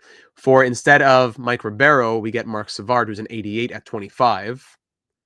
Bit more of a proven commodity than Mike Ribeiro is. I might try sending this first. I'll probably get declined. Maybe we send this first and we go back to Montreal after. Would we be okay with doing this, moving Nielsen in a second? Taking on Cliff Ronning's cap hit and Weimer and all that. 2 years of Cliff Ronning at 37. Maybe he'll retire. I don't know. Or we go back to Montreal. Sorry to be eating up a lot of time with this, but it's a major decision here in the history of this franchise mode, in this career mode, whatever you want to call it. I know these are ugly contracts, but we got to kind of take that negative value if we want to get a discount, because that makes the trade even harder. Gen Z prefers the Ribeiro deal. Do we go back to the Ribeiro deal or try sending this to Calgary? Retooling team, they get some young pieces. Savard's an expiring contract. Maybe he doesn't want to stay. Or even a three-way trade. Yeah. What's your suggestion there? Where at a third team, we get Savard, Calgary gets Ribeiro. Hold on a second. Hold on a second. Montreal. Hold on. Mike Ribeiro coming in. Hang on. We're cooking with the gas. Let me take out the second and Nielsen here for a second. Let's take out all these little extra pieces on the side. Reach 88 at 25 is 86 at 23. Yeah, that's also potential. Okay, so Ribeiro would go to Calgary. Savard would go to Ottawa. Fisher would go, and Wisniewski would go to Calgary. Now, the negative value, we definitely eat some negative value somewhere, ladies and gentlemen. I'd rather do it with Craig Rivet as a serviceable enough third pair defenseman. So send him to us. Let me say, so we're trying to get everyone to that same bar. So Montreal needs a better deal, and Calgary needs a better deal. Because right now we're getting too good of a deal from Calgary, and Calgary's getting a too good of a deal from Montreal, it looks like. Yeah, he did grow a lot. So Ribeiro would go to Calgary. So what is Calgary getting? They're getting Mike Ribeiro. So Calgary's getting Ribeiro, Fisher, and Wisniewski. What's the Canadian? Yeah, what are the Canadians getting here? So the Flames can give Ronning to the Canadians. And we'll give the Canadians what? Nielsen or something? Oh my god, there's a lot going on right now. Nielsen goes to Montreal. Or maybe Ronning comes out entirely. Yeah, that probably makes a bit more sense. So Nielsen to Montreal. Sheesh. Fisher and Wisniewski to Calgary. Savard to Ottawa. So we're getting a pretty decent deal here. Calgary needs to be a bit more fair on our side, but Montreal needs to get a little bit of love. We have to send Fisher to Montreal, not Calgary. So if Fisher goes to Montreal, yeah, that makes make a bit more sense for Montreal. Yeah, sorry, my brain is working a lot of different ways here. Fisher to Montreal, Wisniewski to Calgary. Unless Wisniewski goes to Montreal and Nielsen goes to Calgary. No, it's about the same. We're taking the negative value of Rivet. We could also take negative value of Ronning. That'd be crazy. That makes things that make a lot more sense. So we'd be having to take on the contracts of Ronning and Rivet for 2 more years. We're taking $4 million of cap for the next 2 years. If we were to do it like this. This might go through though. So in the end, without giving up all kinds of picks and everything, removing Fisher, Wisniewski, and Nielsen, and bringing back Savard, Ronning, and Rivet. Maybe someone retains some salary. Maybe on Rivet, because I don't know, maybe Ronning will retire. Maybe on Rivet. Retention on Rivet. 2.2. Can we say 25% retained? How about that? Yeah, that changes things a lot, actually. We're getting too good of a deal. Montreal doesn't like that. 15% retained? A bit more doable. Still not great. No, that might not work so well. Who has more money? The Flames have more money. No, that probably doesn't work then. We have to retain salary to make people happy. Skews things the wrong way. Yeah. So I think this might be the deal here. Are we okay with making this the deal? With sending this and seeing what the response would be? Does this get the green light for an attempt to try and bring Marc Savard to Ottawa? It's a lot of value, I get it. But it might be the deal that we need to do to get this team over the hump that we've been falling apart with. Best rosters are the RSB rosters. Look up those. RSB. If I have the green light to give it a trade offer, we'll send it. So Wisniewski would move out. Franz Nielsen, 2 of our rookies in the system, are third-line center. Savard comes in as second-line center. Bonk gets bumped down. Worth a shot. Green light. All right. Let's send it. Let's see what happens. And trade accepted. Ladies and gentlemen, we have a 3-way deal completed on our hands. What a trade deadline move. Wow. Okay. That's a big one for the Senators organization here, moving into the future. Wow. Marc Savard, welcome to the organization, my friend. We'll have to get you on a contract, but we're excited to have you. From 85 to 88 now. He's over a point per game this season. We're going to get him straight to the second line as a playmaker. He is... Hey, why can't I can click on him before, but I can't click on him. Okay, as a third liner, I can click on him. 79 face-offs. Bonk, what are his face-offs? His are 79 as well. Okay, so Bonk comes to third line center. Look at blue in the entire lineup now. Blue in the entire lineup. Rivet. So let me put Dykus here for a second. We're going to call up what's his name probably. Blockbuster move. RSB rosters, buddy. Wow. Okay, so roster moves for a sec. So this is where we call up what's his name, right? We can send down. We put actually no. Hold on. Ronning's gonna go on. Hold on. Where am I going? Line up. Ronning's gonna play fourth line center, and Daigle will come out, and we're gonna send Daigle down probably at this point. Ronning has a terrible contract, but he's an 82. Depth chart. Potential cap pro. No sweat. No sweat. Daigle, 6 points in 63 games. Hey, he had 5 and 82 last year, so at least that's better. He hasn't been bad. Just, yeah. Dackle, 2 points in 32 games. It's nice. Anyways, we're going to call up Volchenkov, right? 92 points in 65 games. I mean, do we let him finish the year? We have Craig Rivet now. Do we let Anton Volchenkov finish the year with top pair minutes in the AHL?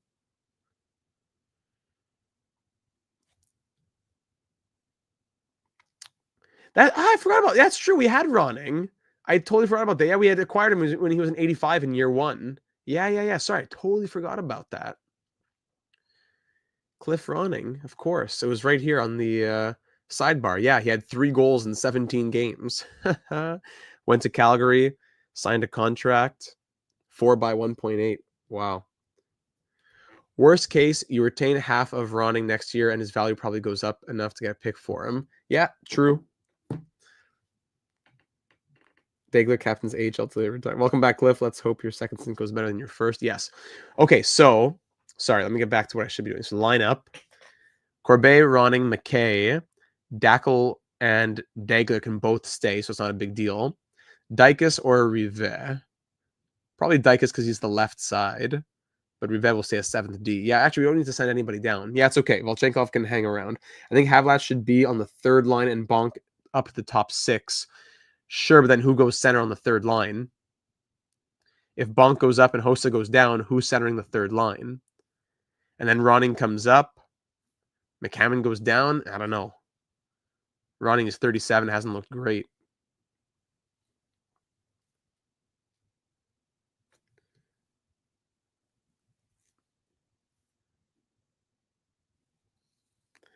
You're saying Bonk here. Savard here or something. But then again, who centers the 3rd line? That's the problem. Let's start like this and see where it goes. Special units, power play. Yeah, we'll definitely bring Mark Savard in here. We'll put Savard at the point on the 1st unit. Murray can go here on the 2nd unit. Buddy, Joshua, RSB. RSB. 3 letters. Okay, so the new look Sens now. Big trade deadline splash. 3-team blockbuster. How do you like us now? Putting the league on notice to say we're not going to keep being a good team, streaky, up and down, try and make it in the playoffs, have a good record, and then lose in round 1, even if it's a 7-game series. That's not going to be our team in the next 5-10 years. No, we are an established contender today. Let's go into the first game of this new era with, yes, McKay has good faceoffs, but I don't think McKay's going to go to 3rd line center. He's still an 80 overall. Do we want a backup goalie? Good question. Let's look at that at the trade deadline. You can think about that there. Let's do this first game here against the Lightning, the 39-18-7 Tampa Bay Lightning. Let's see this game here against them. Better backup goalie? Yeah, I'd be open to that. Power play Lightning right away. Awesome. Take those penalties, and there you go. Give them a power play goal right off the bat. Power play Sens. There it is. Marian Hossa on the power play from Redden and Yashin. Redden at 51 assists right now. My goodness. Power play goals on both sides. 1-1 game to end off the first. Yes, into the second period now. Shots in our favor, about 13-8 or so in the second period. Goal from Wade Redden from Yashin and Havlat. Look at that first point from one of our new players. Another power play goal against us, Brad Richards from the Cavalier and St. Louis Classic. And then a power play goal for us, it's Yashin from Mark Savard and Marian Hossa. Savard's first point as a Senator. 3-2 Sens. No, 3-3. Anson Carter ties it from Bouillon and Wayne Primo. Oh my goodness. Power play Ottawa, that's killed off. 3-3 game with 10 minutes to go. There it is. Alexei Yashin from Alfredsson and Havlat. Is that going to be enough to win it? There's Wade Redden with his second of the night to put it to bed. 5-3 Sens. No, not the final, but 5-4 Sen victory. Matthew Schneider scores late on the power play. Man, we gave up 3 power play goals. They were 3 for 4 on the power play. But Alexei Yashin, 2 goals, 2 assists. Redden, 2 goals and an assist. Alfredsson with 2 assists. And we come away with a 5-4 victory against a very good Lightning team, and we keep them from getting their 40th win. All right, trade deadline time. Robitaille for Ward. No, we're going to pass. We have what we need now. Pokey, welcome to the stream. All right, trade deadline now. Let's start thinking about those potential backup goalie upgrade. It's a maybe. Let's go to the trade. Actually, looks like the block. Who's on the goalie block right now? Goalie block. Not a lot, sadly. Sorry, yeah, there's nobody really here. Maybe a losing team has somebody. But yeah, we have to look here. Needs. Add. Goalie. Backup goalie, yes. Add. Why is it not adding? Add. Backup. Position. Goalie. Add. Thank you. Backup goalie. Oh my goodness, I keep clicking on the wrong thing. Backup. Goalie. Add. Continue. Click. There you go. Penalty kill percentage. Actually, yeah, we could check that in a second. Okay, yeah, some guys with some high value for sure. Sean Burke would get it. We could be able to get a lot of value back if we took on Sean Burke's contract. Just for fun. Imagine Sean Burke here. Imagine Sean Burke, what we could get for him. We could get 2 prospects and 2 sixths. That's if we're giving up UC Jokinen. Let's say in theory, we were giving you Markle. And I just want picks. I just want picks. Can I get a first even? No. I wouldn't do that, but I'm just curious. How about a third next year? For sure, yeah. 4 years not contract is ugly. But imagine, let's say 2/3 and a prospect maybe. But still, I don't know if we can really afford that. We just took on some tough contracts. I don't know if I want to take on any more. Making 3.6. Yeah, it's a little tough, I got to be honest. So let's go back to being a bit more realistic. Backup goalie sorting by overall. 2-year left kind of guy, like a Byron Defoe could be interesting. Dan Cloutier, 3 years at 1.2. That's not bad. Aubin, 1 year left, medium starter. Aubin might be one thing, but again, Penguin. Oh yeah, he's on the block. Jean-Sébastien Aubin. The Penguins are an elite team, but he's on the block for some reason. We have to give some value. Cap spreadsheet, get it started.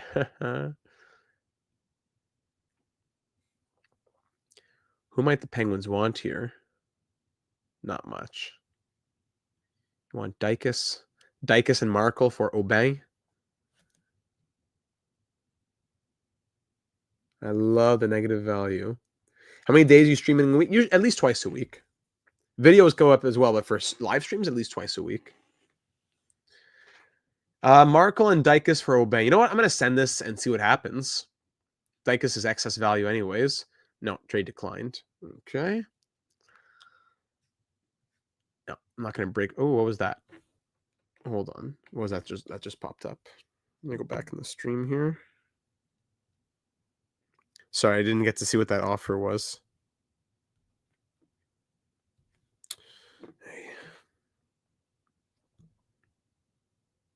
Did anyone see what that offer was?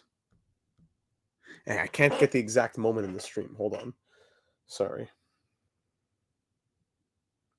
Forget it. I just want to make sure I click decline on it.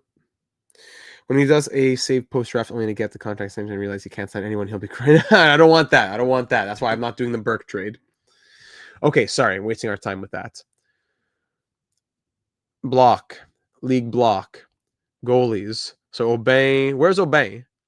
Like, I look at the trade block. They want to trade Obey, but he's not on the block for some reason. So I got to go team by team, I guess. Team by team, since it doesn't actually tell you who's on the block and who's not. So Obey is an option at 83. Then you got to go a team at a time. Oh, that's way too slow. Roman Churik, 84 overall. No, thank you. Hey, I'd love to stream more.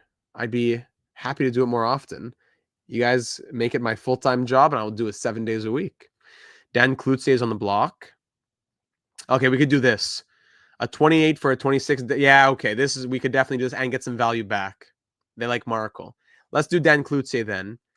I'll take back even more. Oh, no. I misread the bar. We're getting too good of a deal. See you, Pokey. Thanks for stopping in. We have to give Markle and value. So, Dykus, not even. Oh, my goodness. Sorry. I got excited for nothing.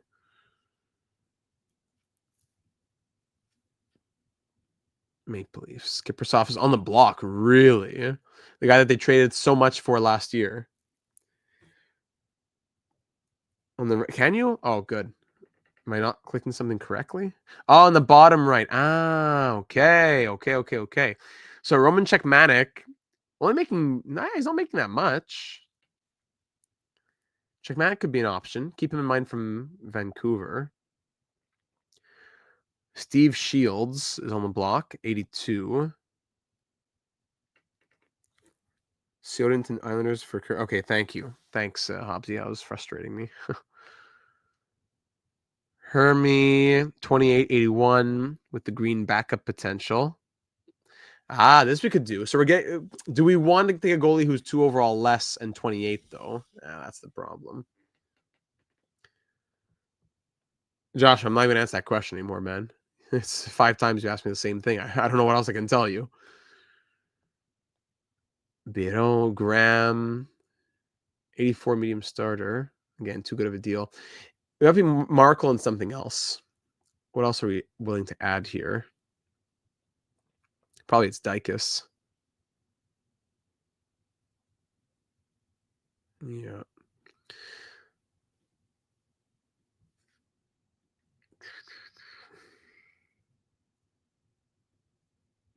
Let's go back to goalies. Okay. Let's find Fred Brathwaite, 83 at one point. Jamie McLennan, there he is. Archis Urbe. Negative value from Urbe. I love Archis Urbe. Oh, he's 36. That's why. Jocelyn Thibault. Mike Dunham, 3 years left. Tugnet expiring deal. David Abisher, 25.80. Probably too low. There's Sean Burke. Hedberg, 29.82. Expiring deal. Probably not. Gage, 79. No. There's Jay Hurley. Tim Thomas, 83 with that potential. Yeah. Formerly of the franchise potential. Latinen Potvey. 82 for Felix Potvey on the block. McLennan for McDonald. No, that's not going to do anything for me. Felix Potvey, unavailable. Oh, did they just trade him? Too bad. If I go back, they just traded him. Deadline's wrapping up soon. There's Jose Theodore. I can't wait to get Jose Theodore here. One day we're going to get him. Dwayne Rollison is an 82. Same for Felix. Oh, they just got Potvey. Now he's on the block again. So we could trade Potvey, 83 for 82. What are Felix Potvey's numbers like?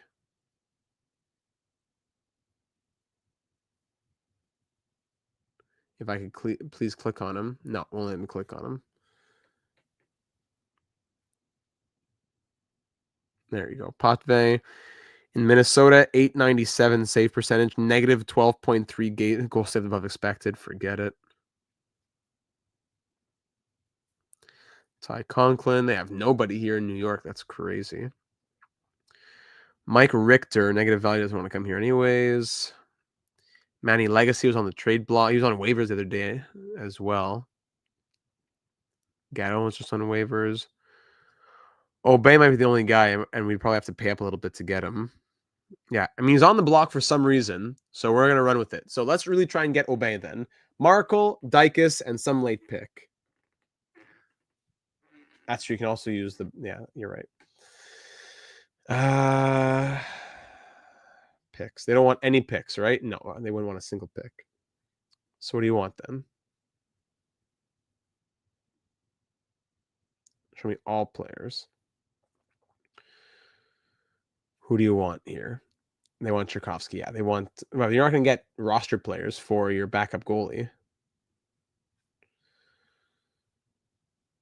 Syoden, medium starter. No, decline. I mean, we can trade the red medium starter. Johnny Syoden.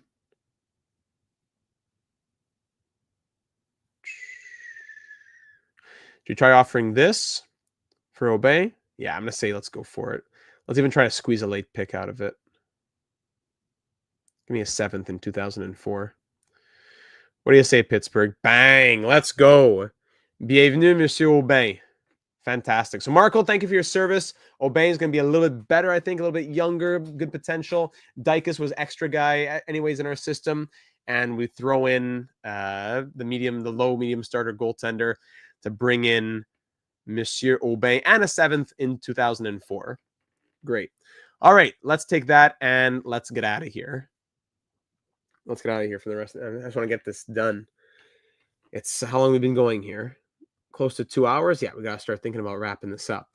Let me see this. Hold on a second. All right. So that's going to be the one move we make at the deadline itself. Obey goes into the backup role. Speaking of, yeah, can we look at contracts right now on Mark Savard, for example? Extension eligible. Yeah, I'd be wanting some serious money, but we have 12 point. Yeah, I wouldn't mind. He's very interested in 4 years. That high, weird interest. He's 25. I mean, if we do 6 years on him, 6x4 type of thing. For some reason, he loves the 4 years. At 4 years, we can go down by 100K. Or we go to really max it out at 8 years.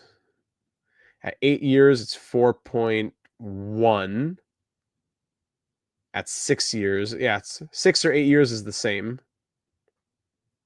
At 5 years, we can go down actually a lot more. At 5 years, we can go to 3.93.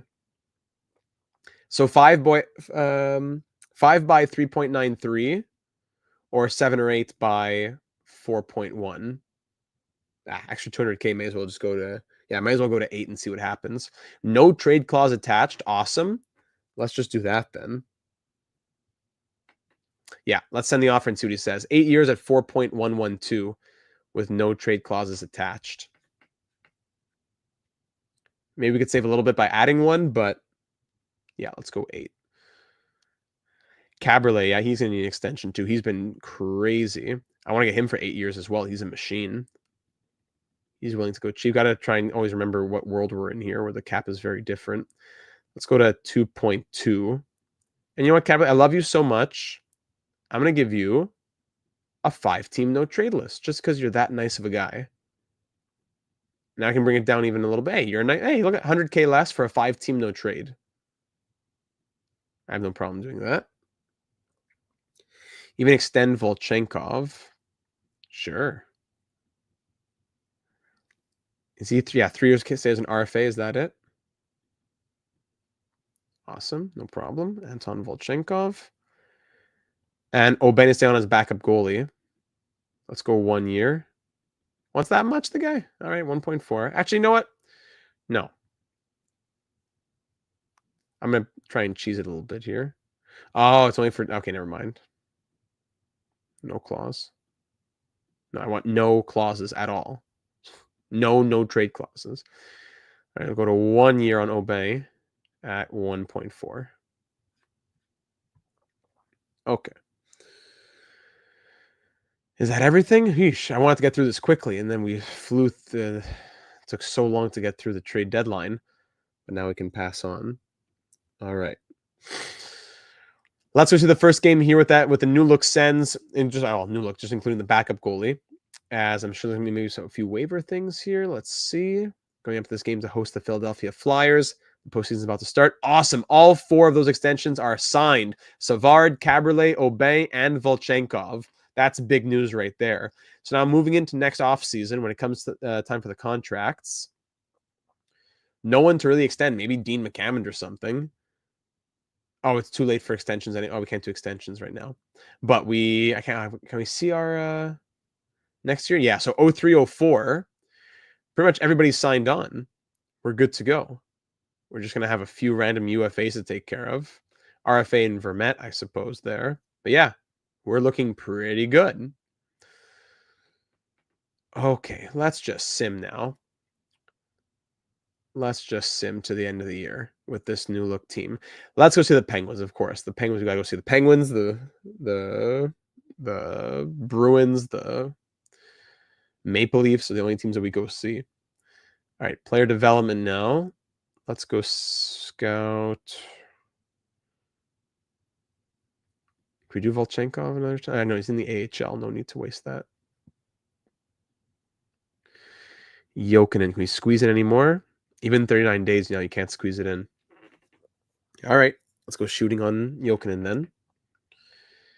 And for this guy in the AHL, now this guy can do Volchenkov, who passing 136 days. Yes, that would probably be best on Volchenkov. And even our coaches over here needs a couple of guys. Oh, so that was all around the same time. Yeesh. These are going to be long ones now. Oh, let me know if you need that, Keg. I'll go back and show the screen if you need it. Ratchnik. Do we do shooting on Ratchnik? Yeah, I suppose. Bring it to Jan. Unless there's anything else we really need to do. Like a position change is going to take a long time, but it's going to be worth it in the long run. Anything we really need to do. Like a guy from left wing to right wing or something else. I don't know if I see that as being a huge thing. Like Savard. Do we even do anything for Savard? No. Hitting 280 days. No. Phillips shooting 254 days. That would take a long time. Caberlet shot blocking at the beginning of not next year, but the year after. I mean, it'd be good to raise the defensive things. Let's just start that then. Let's just start that. Okay. I just want to get simming here. So since the trade deadline, 5-3 win, 5-4 overtime loss, 5-2 win. Chris Neal's done there. You probably just need to get used to biting the bullet once on the ones. Yeah, sadly, that's eventually the point you're going to get to.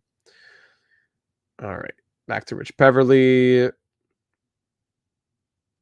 Shooting. Kotasmikov plus 14. The guy's an animal. Absolute animal. 73 points in Kelowna right now. Already my favorite pick of the HLM so far. Draft pick. You know what? Let's see the Devils, who eliminated us last year. Marty Brodeur and the Devils. We'll go see them, then the last game of the year. All right, second to last game that we slow sim before the playoffs. Let's get through this, ladies and gentlemen. Come on. All right, the Polish Prince is 27th of the year. Bonk with 40 assists. Hopefully Bonk on the third line helps out the offense a little bit. 1-0 Sens here in the first period. First comes to a conclusion. Second period action now, being outshot 16-13. We're coming back, but then the Devils wake up again, 20-15 now for the Devils. Power play Senators. That's a 4-on-4. Power play Devils killed off. Even strength power play Senators again, and this time, as that power play expires, it's Marian Hossa scoring his 27th. Patrick Ilyash will score the lone goal so far for the Devils. Third period action now with a 1-goal lead, and there's Ilyash's second goal, 25th of the year, to tie this game at 2. But Alexei Yashin's 30th of the season will put us back up, and Yashin scores his 31st shortly after on the power play. Kirk Maltby makes it a 1-goal game with 5 minutes to go. Power play Sends to put it to bed. No killed off by the Devils. Final 2 minutes, and we hang on for the 4-3 victory. Whew, that was a roller coaster one. Crazy. Killer Tchaikovsky. Tell me about it. Plus minus has gotten a bit better, but they're still not great. And with that done, we now go to the end of the year. Sorry, calendar. We'll go see the last game of the year against Columbus. Vermette's done the passing. Good. Now we go to... Actually, let's keep on Vermette. We traded out Fisher, which hopefully means that we're going to be more committed to Vermette, perhaps. So we're going to keep working on him. Keep him well-rounded. Guess we'll go to hitting. And you know what? I got to make sure I also go to players here, like Steven had said. Let's make sure we're giving all the right approaches here. So for Savard, do we just say balanced, or should we go to one thing? No, probably balanced. Actually, the defense. Yeah, the plus minus was struggling there, so let's go defense. Ronning, his career's over anyways, but we'll go to defense. Rive, same thing. We'll do balanced on him because offense isn't really that huge. Chris Chelios, balanced for the legend. McKay, offense. Aubin, balanced. There you go. Progress from Camilleri, awesome. All right, let's keep on going. So that was a 4-3 win, we said. 4-3 win, 5-2 win, 4-1, 4-1 losses, 6-5 overtime win, 3-2, 5-2, 5-0 victory. Our first shutout victory of the entire season finally comes against the Maple Leafs. Did I see back-to-back shutouts there as well? Hold on a second. Havlat's finally done great. So Havlat's now finished. We can finally get to work on the next thing from Marty Havlat, which is starting to work on the defense. So let's go to defensive awareness on Martin Havlat to try and raise the overall a little bit. Was I correct in seeing back-to-back shutouts? Yes. No shutouts all year. Then we go 5-0 and 6-0 to give us our 40th win of the year. We were on pace for 52. Now the best we're going to get is 43. So it's been a slow second half, but at least things are looking good for the postseason here. Last 3 games of the year, 3-1 loss against the Maple Leafs. We're about to face them again on the road. If we could please get the results there. Hold on. Randy Jones is done. Let's go to who? Joel Ward. Keep on working on his passing, I guess. That was halfway started. All right. Now with the second, let's get a peek on the inbox, actually. Now it's the second. March updates. Sorry, no, I want April. Yeah. Sorry, yeah, we had missed the March prospect report. Yes, that's what it was. So Camilleri was up 1. Same for McDonald, Sharp, Koltaspakov, Oduya, and Bass. Yes. And now that it's April... Oh, there's no more in April? Is that it? March is the last one? I think that's what we had said last time, right? 95 goals and 145 points from Chirnik. 111 points from Volchenkov. 97 from Neal. 92 from Ward. 88 from Kelly. What's happening in the AHL? Just crazy in HLM, but still. Yeah, we won 52 last year, probably due to Lalim falling off, I suppose, eh? McDonald, 62 wins, 1.8 goals against average, 917 save percentage. Jokinen, 87 points. Sharp, 105 points in the WHL. Koltaspakov with 86. Niemi, really good numbers. Camilleri, 34 goals, 77 points in the NCAA. Wow. All right, last game of the year now. If we can get through the last couple. Come on.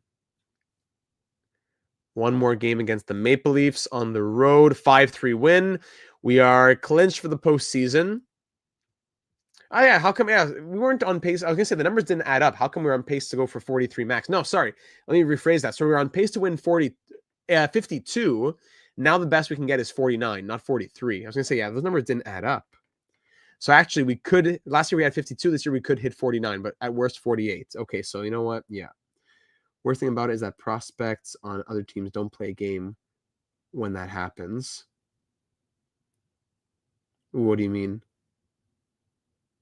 Don't play a game when they have to... Sorry, clarify that and I'll respond in a moment. Okay, last game of the year here against the Columbus Blue Jackets. Before we head into the postseason. Don't worry about it. I get what you're saying, though. The AHL has to be fixed, yes. Corbet with he has, what? 14 goals this year. Good for him. 14th goal of the year to make it 1-0 down on that fourth line. Caberlet, his 10th of the year, comes on the power play from Bonk and Murray. 2-0 Sens. 3-0 Murray with his 32nd goal. Great signing from free agency. Happy to see that from him. 3-0 halfway through this game. One more to put it to bed. No, 3-1 Brunet. Brunet makes it 3-1. Benoit Brunet. What, right? Monsieur Brunet. 15 to go with a 2-goal lead. Power play Ottawa to put it to bed. No, killed off by the Blue Jackets who are hanging on. And there's Mathieu Darche. Darche et Brunet. But then, thankfully, Radek Bonk on the power play will likely put it out of Columbus's reach. 4-2 the final, 5-2 the final, actually, as the Polish Prince on the power play adds his 31st goal of the year. Ladies and gentlemen, we officially end the season going 29, 29, and 4. No, what? Tchaikovsky scores a power play goal with like 30 seconds left, but he's also out for 55 days? No, he's out for the playoffs. 31 goal scorer out for the playoffs. Oh my goodness. 1 month recovery. Come on. So now maybe, I don't know, Corbet goes up. Dagler comes in. I don't know what to say. Oh my goodness. He scores late in the game, but he has a knee injury. It's going to keep him out for a month. Horrible timing. That is really brutal. Okay, let's try and wrap up the season here before we go into the playoffs. So we end 8th best in the NHL. Our power play drops to 24%, but is still second best in the league. Awesome. Of course, Pittsburgh number 1, 25.2. They had a 56-win season. And our penalty kill at 82.7 did fall off, sadly. 82.7, there it is. 1, 2, 3, 4, 5, 6, 7, 8, 9, 10, 11, 12, 13, 14th in the league there. Yeah, so it did fall off a little. All right. Going to the leaders now. Let's see. Wade Redden tied with Daniel Alfredsson for the team lead in points. Are you serious? Wade Redden, 91 points. Career high of 60. Gets smashed by 91 points from Wade Redden. That is crazy. I love this from Wade Redden. Crazy production. He ties with Daniel Alfredsson, who had 91 himself, 2 points less than last year. He had done that in 77 games. So 1.21 points per game down to 1.11. All right. Alexei Yashin, 39 goals and 89 points from him. Solid year. A bit down on the goal scoring, but higher in the point production. Good year from Alexei Yashin. Mark Savard, what did he do as a Senator? 11 points in 17 games. So he is still a lot of ice time. His plus minus was better. His points per game was definitely less. Yes. Shooting percentage was up a little bit. Corsi was higher. That's good. His defense has been better. So okay, 11 points in 17 games is not bad at all. It's just not quite the same pace as in Calgary, but I'm still very content with what he did. Redden could be in contention for awards. Yes, we'll have to see that momentarily. Thomas Caberlet ends with 65 points. So it doesn't end point per game, but still 1 point higher than last year. 65 points. Really, really impressive year from the defenseman especially. So Marian Hossa, after scoring 81 points last year, scores 3 more goals, but like 20 less assists. So 63 instead of 81. Better than the year before that, but still a down year for Marian Hossa. A couple less minutes of ice time, yes, but still playing a lot. Glenn Murray scores 32 goals. Love that. 35 last year, 32 this year. He's been a solid free agent pickup for us. So thank you, Glenn Murray. Marty Havlat, 34 goals, 2 less than last year. Similar point production, a little less ice time. So I'm happy with what Martin Havlat showed us. Good. Radek Bonk, 55 and 75. So we bumped him down in his role. His ice time dropped a little bit more. 0.87 points per game to 0.73. Not bad at all. Just it's going to be a little bit lower in that third line role. His has been slow. Yes, for Marty Havlat. The Polish Prince, 31 goals and just 8 assists. So in the last 2 years, as a Senator, he's now scored 35 goals and 13 assists. That's wild. 39 points this year. Yeah, okay. Ratchnik ends with 35 points. Ronning, 33. What did he do as a Senator? He had 3 points in 17 games. So yeah, 3 points in 17 games in 2001. Another 3 points in 17 games this year. But he was doing that with 14:39 of ice time. He scored 3 this time with just 8:31 of ice time. So there's that. Talking about Hossa actually. Oh, okay, I see. Still an 87. He could/should get to 90 plus. Agreed. Speaking of the plus minuses, they did get better, but still in the negatives. Chris Phillips, 32-point season. Nice. He had 21 last year. Career high, 32 points. Cool. Salo, 28. McCammon, 19 points. That's it. Corbet had 14 goals. That was a surprise. Craig Gervais, did he play? Yeah, 16 games, 1 assist. -5. Okay. Craig Gervais, Canadians legend. Thank you for getting us Pacioretty, who got us Suzuki. McKay, Daigle, Dackel, Chelios, Neal. All right, then the goaltending. Patrick Lalime ends 5th in the league in wins, 906 save percentage, 2.78 goals against average, just 3.23 goals saved above expected, really. Aubin, what did he do as a Senator? 3 games, 3 wins. Not the greatest numbers, but 3 games, 3 wins pour Jean-Sébastien Aubin. All right. Let's see the rest of the league here quickly now before we move into the postseason. Mario Lemieux leads the league with 41 goals and 124 points. Rocket Richard goes to Jagger with 59 goals, 84 assists for Mario Lemieux to lead in assists and points. Sakic 124 tied with Jagger. Kovalev 116. Solani 114. Korea 104. Love seeing these names out here. How about defense, though? For defense, Wade Redden led the way. Could that be a Norris Trophy for Wade Redden? I sure hope so. 91 points, a plus 31. You got to think that's a Norris Trophy for Wade Redden, the only player in the top 20 of league scoring. Only defenseman, I should say. Sorry. Goaltending now. So Lalime does end 5th in wins with 42. But if you look at goals saved above expected, yeah, he is not close to the top here. Biron, Lalime, a lot of guys with these higher wins, not really close to the top. Meanwhile, Nikolai Habibulin in 34th of wins with just 16 had 17.58 goals saved above expected. Evgeny Nabokov, Vezina year for him, absolutely. Maybe even Patrick Waugh, but definitely I think it's got to be Nabokov with over 50 goals saved above expected. Yes, that's true. Paul Coffey Award. Best Corsi. So who had the best Corsi of the defense? 56, but who played a lot of games, let's say. Probably, could be Olin, could be Jovanovski. Yeah, we'll see. Probably Jovanovski, no? With 80 points as well. We'll see. But Vancouver had some really good numbers there. Crazy years. Crazy, crazy years. All right. So that's that. Now we send to the playoffs, ladies and gentlemen. Who will we face in round 1? The round 1 matchup will be against the Boston Bruins. No! Again, the Bruins. Don't tell me it's going to be another round 1 exit because we're playing against such strong teams. Back-to-back years of losing in round 1 against teams that go to like the Stanley Cup final, if not winning the Stanley Cup. I know the Devils didn't win the Cup or go to the Cup final, but like very strong teams that go and move forward.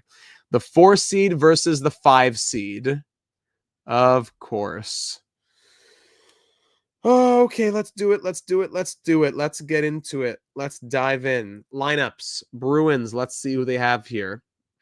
Quick little surveying here. Kachuk, Thornton, Samsonov, Guerin, Gratton, Rolston, Lapointe, Robitaille, Kovalenko, Bates, Knubel, Eloranta, Hammerlick, Boynton, Gerard, McLaren, Van Impe, whatever, and Hal Gill, and Graham with Biron.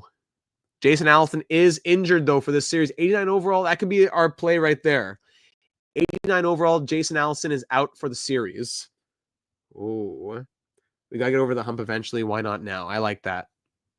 We also have our injury to Tchaikovsky, but Allison is definitely a bigger piece out for the Bruins. Now, we also want to look at one other thing. I have the trades around the league. Let me just save quickly. What were the other trades that happened at the deadline? Because I saw that Gratton went from the Sabres to the Bruins. But that would be in the league tab. Could it be? League. That's draft history. Hold on. No, sorry. Is it just in trades, then trade history? But I can't click on trade. Ah, there it is. Trade history. Ah, yes. Okay, so at the deadline, what happened here on March 1st? We did our big trade. Sutter for a 3rd, Dowd for a 2nd, Gratton for a 1st, McEachran for a 2nd to Detroit, Langenbrunner for a 2nd going to Florida, Drake for a 2nd, Hedberg for a 3rd, Ray Ferraro to Pittsburgh for a 4th, Kirk Maltby for a 2nd, Potvin for a 2nd and a 4th. There you go. All right. Let's show Hammerlick why he should have signed here. Yes. All right, let's do it, ladies and gentlemen. Game 1, round 1. Let's get this postseason started. Here we go. April 13th, 2003. First round. Senators favorite? Really? We are? Well, we're on the road here. Maybe we were hotter coming into the postseason or what, but let's do it. We were, they're 7-3-0. They're 5-4-1. We both had a 2-game win streak. Let's do it. Valid. Oh, sorry. Lineup in the postseason. Oh, sorry for the special teams. That'll be where's Havlat? Yeah, Havlat would come in probably, right? Yes, Havlat goes here because Savard has been there. Yes, okay.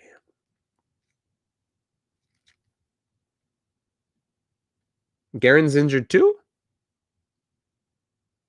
What? I missed that. Hold on. Excuse me.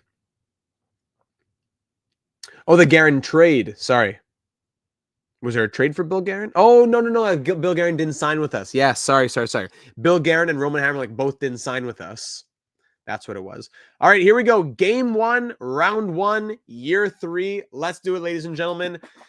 Let's get off to a strong start and set the pace early. Let's go. Mark Savard in this lineup. The management has made big moves to get this team over the hump. Power play Ottawa goes nowhere, and the first goal of the series goes to Keith Tkachuk and Roman Hammerlick right after. Hey, there you go. 3 goals on 9 shots to start things off. There we go. This team is just cursed, man. 4-0 Brian Rolston. Awesome. 5-0. Yep.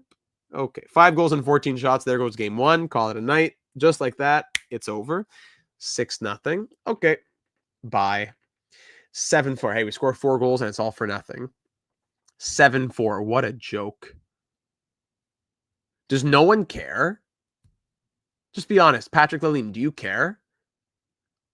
You know what? No. I'm not going to wait till it's too late. Lalime out, Aubin in. Aubin seems to have better numbers in the sim for some reason. Lalime, you're a joke, man. We're pulling an EA here, and we're going to the backup goalie. Aubin starting the next game. That is absolutely ridiculous. What a joke. It's either Biron or Hedberg.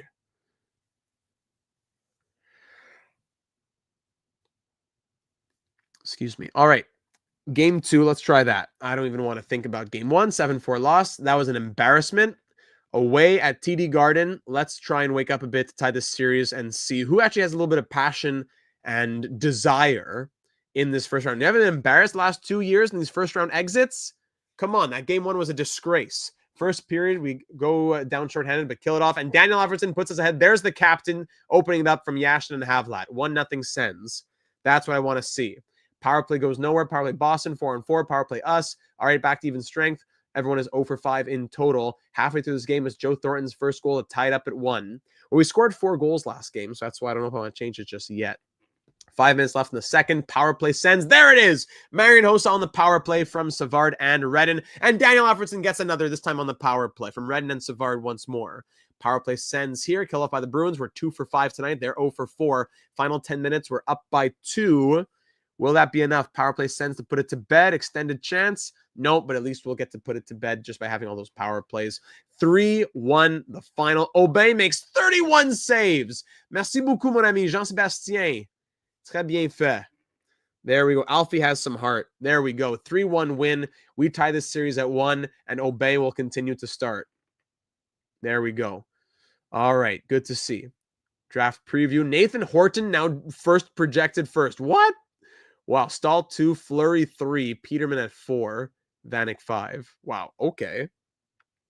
All right. Now we're back in Ottawa. Home ice advantage with the series tied at 1. It's a best of 5 starting now. First period, power play within the first few seconds for the Bruins killed off. Then Joe Thornton scores even strength.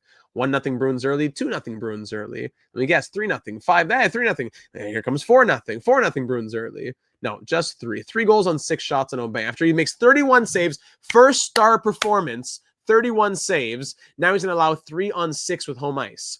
Thornton makes it 4-0. Then Alfredsson on the power play. Again, the only guy with heart out here makes it 4-1. Yashin on the power play makes it 4-2. Let's go, boys. We're not done yet. Down by 2. And Rolston make 5 on 21. Thank you, Cliff Ronning. The old man has quote. There you go. The old man has it. Final 2 minutes of the... Okay, third period now. Power play early. Oh, we needed one right there. Down by 2 with 15 to go.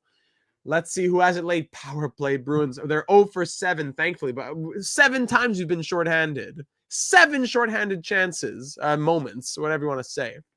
And we lose 5 to 3. Again, the floodgates open in the first, and then we close it down. But after we've already allowed 6. We've already let in a touchdown. We close the gates once we've allowed the touchdown.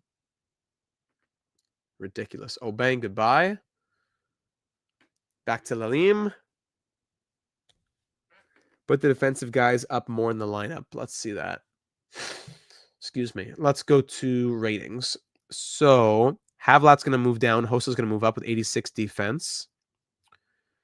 Bonk has 84. But again, who's going to go center here?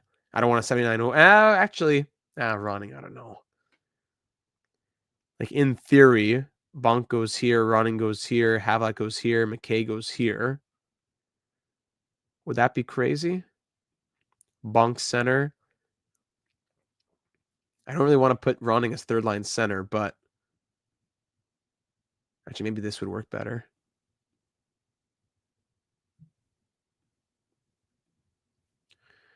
Maybe this is the move here. Goalies never come from those early runs. Probably do have to go with Lalim for better. Yeah. Those slow starts are killers. Are we okay with these lines to start game 4, ladies and gentlemen?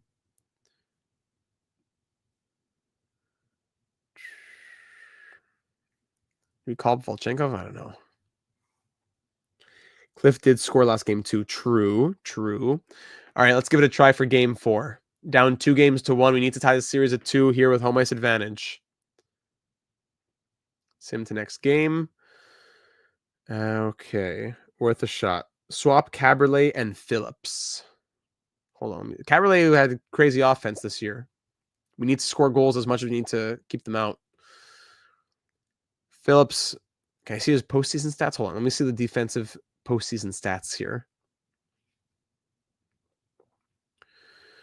Caberlet, 2 points, -2. Phillips, no points, -3. I don't know if I want to move him up, really. These plus minuses are horrible. Everyone's been bad. After next game, we might want to check plus minus to see weak spots. Yeah. I mean, the first and second pairs are both just as weak, but Redden does also carry offense himself. So, okay, we'll give it a try. Phillips, Redden, Caberlet, Ratchenik. Here we go. Game 4 with home ice advantage. We don't want to go down 3 games to 1 and then have to win 3 in a row. Tied up at 2 and make it a new series. Here we go. Home ice advantage. Get out there early. Power play goals. Oops, sorry. Battery's about to die. Power play opportunity, I should say. Then the Bruins score. Okay, hold on. Let me plug in the charger. Sorry, okay. Plug our chargers in. Power play Bruins killed off 1-0 here to end off the final 2 minutes. No! Savard scores his first power play goal as a Senator. Sorry, first postseason goal as a Senator. This game is tied at 1. Here in the second period now. 1-1 affair. Power play Sens. Come on, the extended chance. No. Halfway through this game, we're all tied up. Final 5 minutes. Power play Bruins killed off. We're heading to the third period. No! Oh my goodness, with 55 seconds left. All right, so the Bruins are up 2-1 here in the third period. Shots 24-19 for Boston. I don't know if I'll make any more changes to the lineup or what. It's only 2-1. Let's keep on going. Oh, whoa! Whoa! I just clicked play, and we scored 2 goals in 32 seconds. Yes, boys! Wade Redden with his second and Marian Hossa with his second. Just like that, from down 2-1 to up 3-2 with 2 goals over a span of 30. And then make it 4, as that's now in the first 5 minutes. We score 3 times in this third period.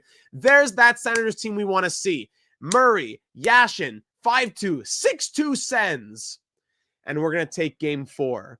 6-3 the final. Yes. Ratchenik 3 assists. Savard 3 points. Hossa a goal and an assist. And we take it 6-3 the final. Oh, yes. All right. Okay. We're going to keep all the lines as they were in that game. And now we're going to move into game 5. It's a best of 3. Huge game right here. Whoever wins this game can end it in game 6. Here we go, ladies and gentlemen, for game 5 of round 1. First period. Power play Bruins right away. Killed off. Thank you. First period. First goal goes to the Bruins. Alaranta. Havlat, though, scores his second from Redden and McCammond. His second of the postseason, I should say. Ties the game right back up. Then Kachuk scores his third, and then Rolston his fourth. Awesome. Those early starts are just ridiculous. Power play Bruins killed off. 5 minutes in. Nothing going our way yet. Power play for the Sens killed off. Power play Bruins killed off once more. Combined 0 for 5 on the power plays here. Power play Boston goes nowhere. Third period now. Down by 2. 0 for 6 in total on the power plays. No one likes scoring on the power play on either side, really, in these slow sims. Shots 24-23 for the Bruins. We're down by 2.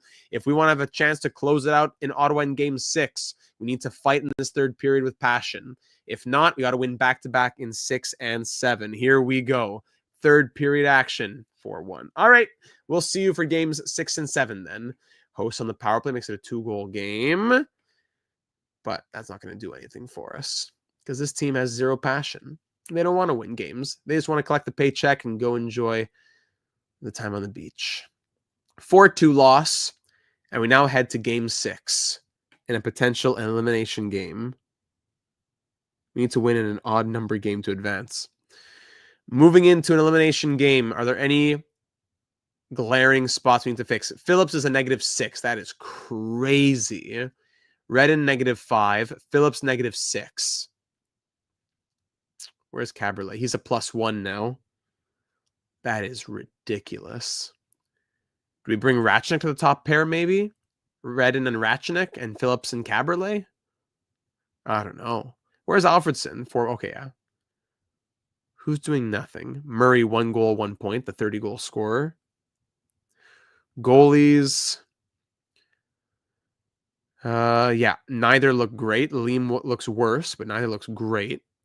-6.64 goals saved. Oh my goodness. I don't know why we're allowing so many goals all of a sudden. It's the slow sim. Slow sim hates us. Nightmare here. Lalim's going to be... you know what? I'm going to keep Lalim in because if he can't get it together, he's gone in the offseason. So if we go to Obey and he loses, okay, well, it wasn't Lalim's fault. No, Lalim's going to stay in, and if we lose, he's gone.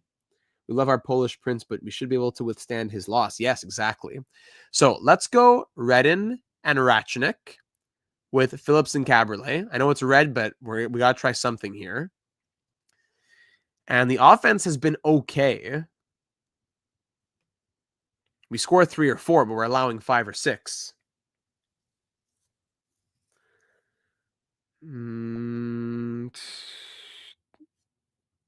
Maybe a swap in the middle 6. Murray's done nothing. Let's bring Havlat up there. Havlat, Bonk, Savard, McCammon, running Murray. Murray's done nothing. 1 goal in 5 games. Let's try that. For Game 6, we got to win back-to-back. I'm not going to give a whole speech and sugarcoat everything. Let's go. Game 6, round 1. We've made some big changes on this team, but if we lose this game and we're eliminated in 6, or even if we're eliminated in 7, if it's a third consecutive first-round exit, we're not going to pull a Maple Leafs and cross our fingers. We're going to make some serious changes. We already made some serious changes. We're going to make more, including our starting goaltender who just won a Vezina last season. Here we go, but it's not done yet. We can't win with a goalie who's only stopping 84% of the shots. Exactly. Not done yet. 2 games to go. Game 6 in Ottawa in front of the home fans. Here we go. Lalim between the pipes. Here's his chance to show us that he wants to be here and that he's serious. First period starts off quiet. 15 shots in total. 5 minutes to go. First period starts off quiet. We're moving into the second. Shots 13-12 in our favor. No goals scored yet. Here in the second period now, we're going back and forth. No power plays, no goals. A lot of even chances on both sides. Looking at the little grid over here. Final 5 minutes to go now. Still a scoreless affair. Moving into the third period, and we'll pause here for a moment. Moving into the third, being outshot 28-22. Lalim is finally doing his job, but now where is the offense? Do we do something in our lines here? Do we consider some changes to the lines?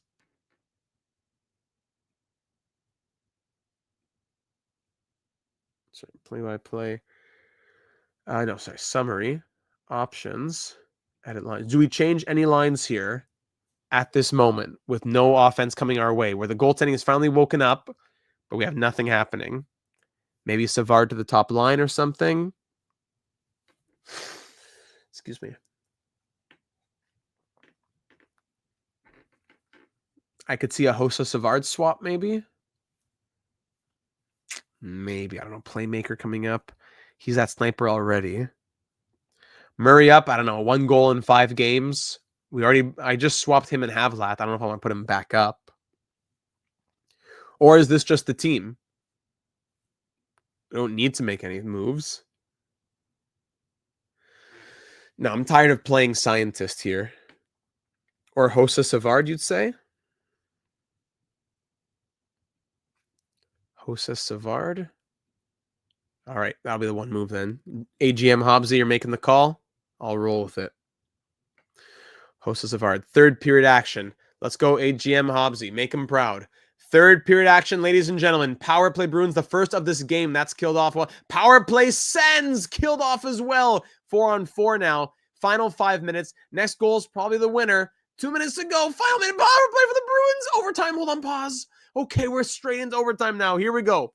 Overtime, 0-0 game. 40-31 of the shots for the Bruins. A goal for Boston will send them to round 2. A goal for us will send us back to Boston for game 7. We need a hero here. Say it with me. Yes, Cagney. We need a hero. Who's it going to be? Who will be the one who stands up and gives us a chance to live and fight another day in game 7? Overtime in Ottawa. Yes, the Senators win it. It's Murray. Murray with just his second. He got the message through his head after being demoted to the 3rd line.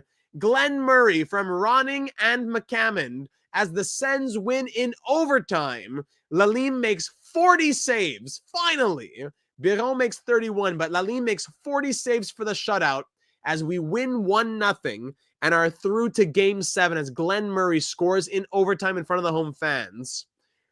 Oh, we got to get back here for round 2. We got to get back here.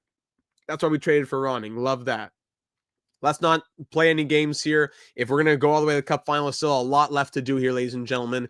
Let's do game 7 of round 1. We fought this far. I forget, it was in year 1. Was it 5 or 6 games against the Penguins? But year 2 was game 7. And now here we are, year 3, game 7 again. That's a huge effort right there. But don't let it stop. Carry that into this next game. Let's go, gentlemen. It all comes down to 7. Can we push through this curse, if you want to call it, and make it to a 2nd round? Game 7 in Boston. The stage is yours. Power play Bruins killed off early. Who has that passion? Lalime, keep it up, man. Thank you, Alexei Yashin, his 4th of the postseason. And Ronning makes it 2. 2-0 as Ronning scores his 2nd. Cliff Ronning at 37 years of age. Love that acquisition with a negative value.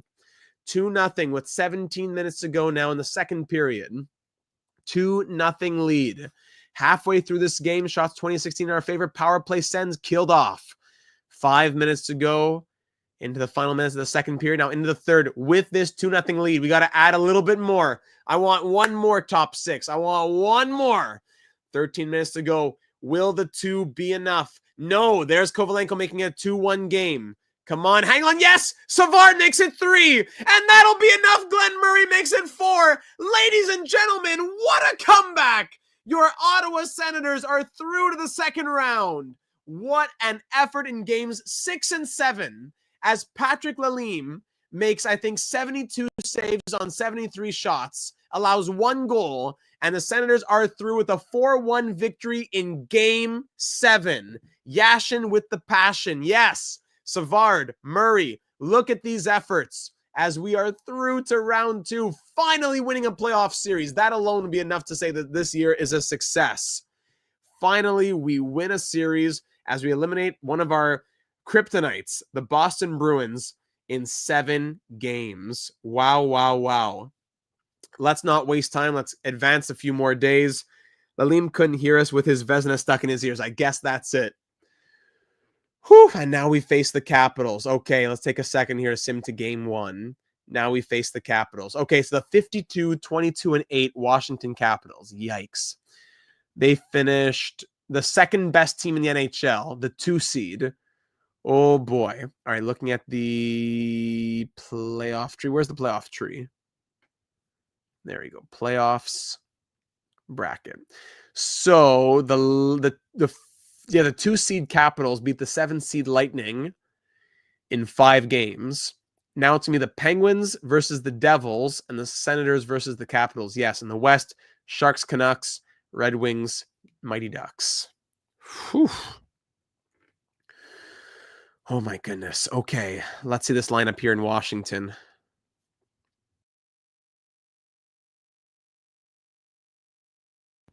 Washington. All right, so Konowalchuk, Pekka, and Bondra on the first line. Nikolitin, Halpern, and Zednik on the second. Simon, Boulis, and Oates on the third. Nielsen, Metropolit, Dahlin on the fourth. Gonchar with Svela on the first defensive pair. Johansson with Klee, Ken Klee, and Witt with Ellis on the third pair. Starting is Oli the goalie, Olaf Kolzig, backed up by Billington. No serious injuries to anyone big, it looks like. No. All right. I mean, this team doesn't really impress me that much on paper, but they were the second best team in the league. So I'm not going to say anything about the overalls. All right, let's roll into it, ladies and gentlemen. Game 1, round 2. We made it this far. Why not keep on rolling? Let's do it on the road here in Washington. Game 1 of this second round. Power play Capitals early to start it off. That's killed off right away. Well done. We've been doing well. We did very well in game 6 and 7. Let's maintain that same momentum. But the goals have not been coming super easily on our side either here. Yeah, better on paper for sure. But sadly, it doesn't seem to mean much because this Capitals team has a really strong record. Halfway through this game, shots are only 15-12 in the Capitals' favor. And Corbeil opens up the scoring, his first of the postseason. And Daigle, how about that? And a third, Glenn Murray! 3-0 Sens just like that. 3 goals in 5 minutes, and we're up 3-0 here in game 1. Awesome. Make it 4 from Marty Havlat. 4-0, 5-0 Marian Hossa. Put this one to bed. We take game 1. That's a 3-game win streak now as we defeat the Capitals by a final score of 5-0. 26 saves. Shout out from Patrick Lalime. I was ready to take him out. I said, no, Lalime, we're gonna either trade you in the offseason or you're gonna turn into a brick wall. And that's what he decided to turn into. Patrick Lalime has allowed 1 goal in the last 3 games as he is was it 73? I said 73 plus 26. So he's up 98 saves on his last 99 shots against. Patty Lalime, let's go. What do his numbers look like now? And Reve, 12 days out with an injury. Great. Lalime now at a .922 save percentage with 2 shutouts and 4 wins. Crazy. And his numbers are still not that great with 2 shutouts and 4 wins.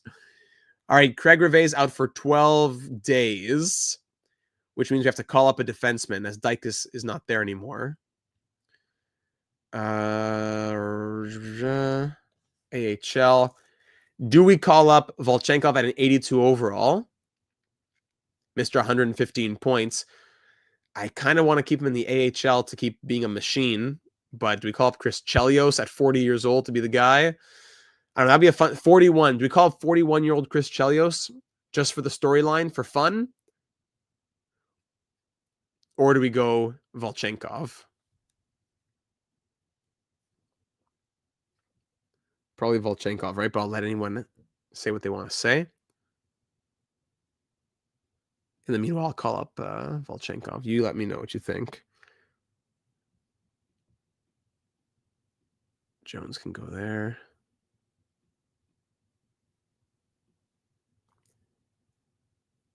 Chelios had 134 points. Oh my, no, you're kidding. I didn't even look at his points. You're kidding me.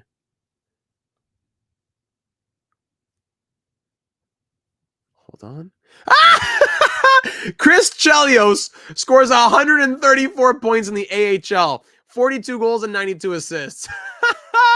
At 41 years old. Oh my goodness, that's crazy. All right, we'll do Volchenkov. With Salo on the third pair. All right. That's crazy. Great catch there, Gen Z. That is crazy. All right. Let's keep on going. Let me get this, get that. All right. Big victory in game 1, 5-0. Let's keep it rolling. Keep it rolling. Reve out for 11 more days. Cherhovsky's still a month, so yeah, probably won't ever see him. All right, still on the road. Let's keep it going and take the home ice advantage. Let's bring a 2-0 lead back home, I'm trying to say. 1-0 early. Glenn Murray with his 5th of the postseason. He had 1 in 5 games. Now he has 4 in the last what, 4 or 5 games? Ridiculous. 82 overall, needs NHL ice time for development, playoffs, boost development. Boom, there you go. All right, power play for the Sens. That's killed off here in the second period. Still up 1-0. Eventually, Lalim's got to let in goals. But just to say, it's another period and a half of not allowing anything from Lalim. That's crazy. 5 minutes to go in the second. Does Lalim make it through another period? Yes, he does. Third period. Now, 2 more periods of brick wall from Lalim. 2-0 ratcheting with his first of the postseason. And then there's the goal we've been waiting for. But we answer right back. Yashin with the passion. 3-1. As soon as Lalim lets in a goal, we answer right back less than a minute later. 5 minutes to go with a 2-goal lead. Will it be enough? Power play Washington. Probably a pulled goalie. No, we take the 3-1 victory as Lalim is now allowed what? 99 plus 29. He has now made 126 saves on his last 128 shots. 126 divided by 128. In the last, how many games is that? In the last 4 games, he has a 984 save percentage. Oh my goodness, Patrick Lalim, Patrick La Legend. So we win both games on the road and now take a 2-0 lead back to Ottawa. So yeah, we'll go. Let me see this in Belleville. Just in the special teams here. Let's put Jones.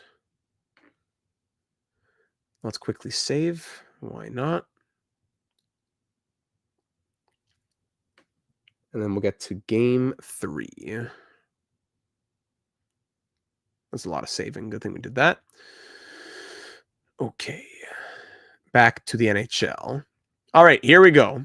Game 3 at home against the Caps. But did I not just fix the lineup? What's the problem now? What's the problem? Hey, penalty kill. Where's the defenseman? This guy, sure. There. Okay. Thanks. NHL, and let's go. Okay, finally. Here we are on, what is this, May 2nd? Yes. All right, finally. Here we go for game 3 of round 2 here on home ice in Ottawa.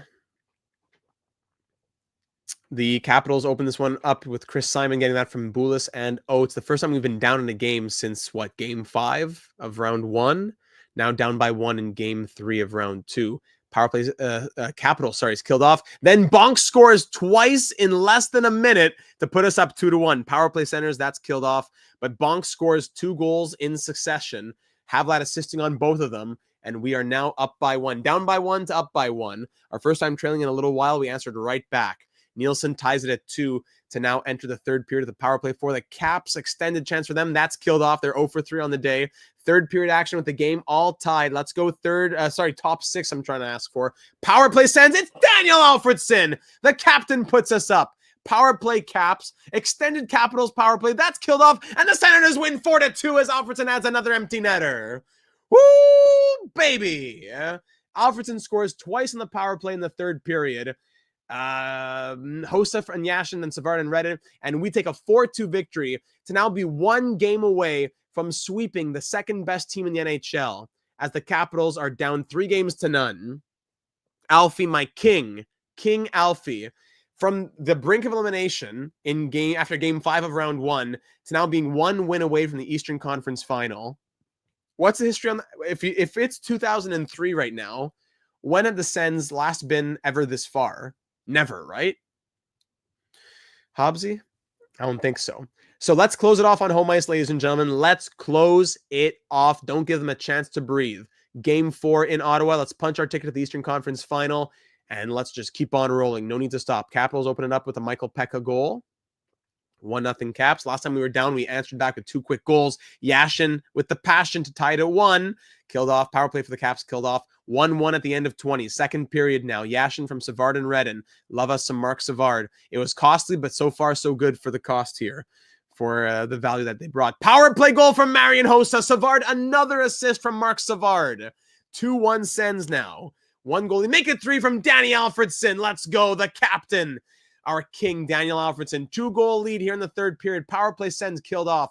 Will the 2-goal lead be enough to sweep the Capitals? Oh my goodness. Martin Havlat makes it 4. Yes, ladies and gentlemen, we will sweep the 52-win Washington Capitals. The offense came through, but look at the goaltending.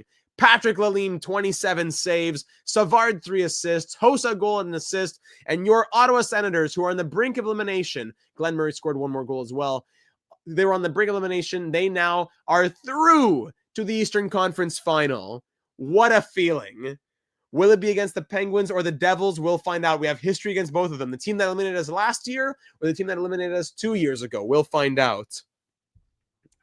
It's like an EA. If you make it through round 1, sometimes you can just sweep through round 2. Oh, great, great sweep. That gives us a little bit of time to rest now. Very valuable. Very, very valuable. What a great sweep that was of the Caps. Let's check out the point totals quickly here, actually. 14 points in 11 games from Wade Redden, but he's a -1. 14 as well from Mark Savard. 10 in 11 and 6 goals from Alexei Yashin. 9 from Hossa and Havlat and Alfredsson. 7 from Murray. 7 from Bonk. Ratchnick 6. Ronning with 5 points in 11 games. Cliff Ronning, who scored 3 points in 17 games, has now scored 5 in his last 11. 02-03 is their first run to the Eastern Conference Final, so let's try to win instead of lose this time. Oh, so you know what? So we've matched history. In 02-03, the Sens made it to the Eastern Conference Final and lost. So here in 02-03, we've once again made the Eastern Conference Final, but we have to write history, go to the Stanley Cup Final, and win it. McCammon, Cabrera only 4 points. He's a +5. McKay, Salarive, and Volchenkov, 3 games, 1 assist. That's nice. And Patrick Lalime, 7 wins, 2 shutouts, 3.63 goals saved above expected now. It's at negative almost 7. 931 save percentage and 2.1 goals against average. Wow, wow, wow. Went to the conference 798. So 02-03. So at that, so if we're playing in, if we're taking the history of this like universe, sorry, the word I'm looking for, the history of this universe, the Sens had never made it further than the conference semifinal. In the real world, the Sens made it to 02-03, into the Eastern Conference Final in 02-03. So in this universe, the Sens would have never been this far before. This is the furthest that they've ever been. Craig Rivet will stay as a healthy scratch. And now we move into game 1 against the Devils. Wow, so the Devils took down the Penguins. Wow. Okay, let's check out the playoff grid here. Martin Brodeur and the Devils. The team that eliminated us last year, we now face them again. But now instead of round 1, it's in round 3. The 6th seed Devils took down the President's Trophy winning Penguins in 6 games. It's the 1 seed versus the 2 seed in the West. But surprisingly, the 5 seed versus the 6 seed in the East. That's something. Wow. So let's check out this Devils team here in year 3. I'm not sure how much they changed from last year, but they eliminated us last year in 7 games in round 1. New Jersey Devils, let's check it out. So Eliash, McGillney, Sikora, wow. Gomez, Madden, Holik on the 2nd. Maltby, Arnott, and Gianta on the 3rd. Pandolfo, Darby, and DeMeo on the 4th. Niedermeyer with Rafalski. White with Commodore. Modry with Olasin. And of course, 92 overall, Martin Brodeur. Between the pipes, backed up by Dwayne Rollison. No injuries, it looks like here. Now let's see what Brodeur's numbers have been. Real life 03 rematch. Oh, you know what? Wow. So yes, that's true. The Devils beat the Senators in the 03 Eastern Conference Final and went on to win the Stanley Cup. Crazy how history is repeating itself here. Let's not have a Jeff Friesen heartbreak.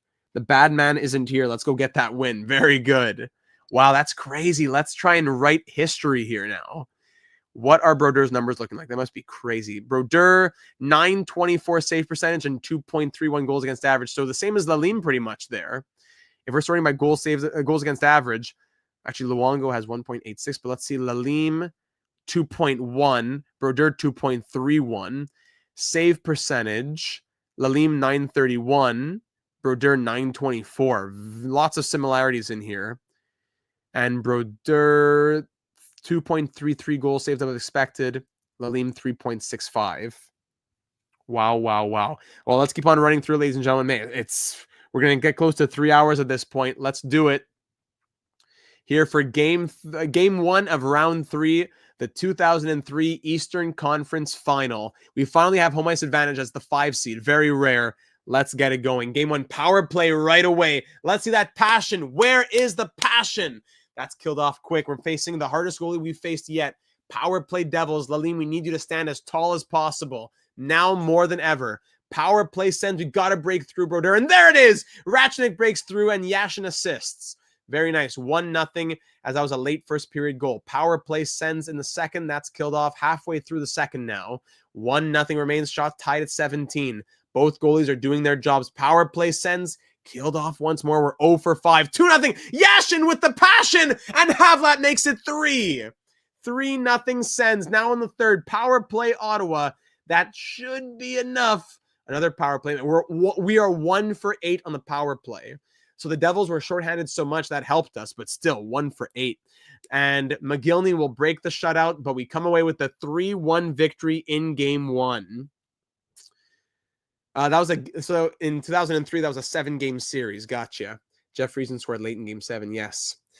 Yes, sir. All right. So we take with the 3-1 victory as Yashin goal and assist. Lalim 28 more saves and Alfredsson with an assist. 3-1 the final to take game 1. That's now a 4-5. That's a 7-game win streak now. 7-game win streak. Let's keep it rolling. Game 2 to take a 2-0 series lead to New Jersey. That's exactly what we want. Power play Ottawa here. Killed off early. Power play again. We're now combined 1 for 10 on the power play in 3.5 periods. Power play Devils killed off. I hope so, Cagney. I won't even say it. I hope so. I hope you're right. More power plays for the Devils here. Both sides were 0 for 5 in total between the two teams. Second period is scoreless still. Power play Sens killed off. Power play Devils killed off. A combined 0 for 8 tonight on the power play. And there's Jason Arnott scoring the first of this one. Power play Devils, now a combined 0 for 9. 4 minutes to go in the second period. Power play Devils again, a combined 0 for 10. No one can score in the power play. Third period now, shots are 21-20 in our favor. We're down 1-0. Lalim's doing his job. We need Brodeur we need to be able to break through Brodeur like we did 4 times last game. Find just 1. It just takes 1. McGillney makes it 2-0. Halfway through the third, we need something quick, but Brodeur's definitely going to try and steal a game here, and that is to be expected. That is to be expected as the Devils shut us out 2-0. Martin Brodeur, 27 save shutout. Makes sense. Maybe a small power play shakeup. Yeah, you read my mind. So, tied series now, 1 game apiece. Let's go to the special units. Power play. Savard's been a great playmaker. I'm going to put... let's put Hossa here. Savard at the point as the playmaker. Caberlet here. Havlat here, Bonk here, Murray here, yes. But Phillips now has the Polish Prince's spot. The Polish Prince is out. So I'm going to give that spot to, I wonder. I mean, Volchenkov scored crazy points, but he's a defensive defenseman. Would it be crazy to give it to Cliff Ronning as a playmaker? 2 snipers, 2 playmakers? We could try that. Yeah, let's try that. Meanwhile, yeah, why did these units get mixed up? Did I hit best lines at one point? Something got messed up here. Host, I'm going to take you off as a sniper off the penalty kill. I'm going to put Bonk back here. Something got messed up there. History repeating itself so far as the Sens won game 1 and the Devils won game 2 in the real world. Oh my goodness, this is crazy. Yeah, well, good. I'll lock the special teams. No more repeating itself after this deal. Yes.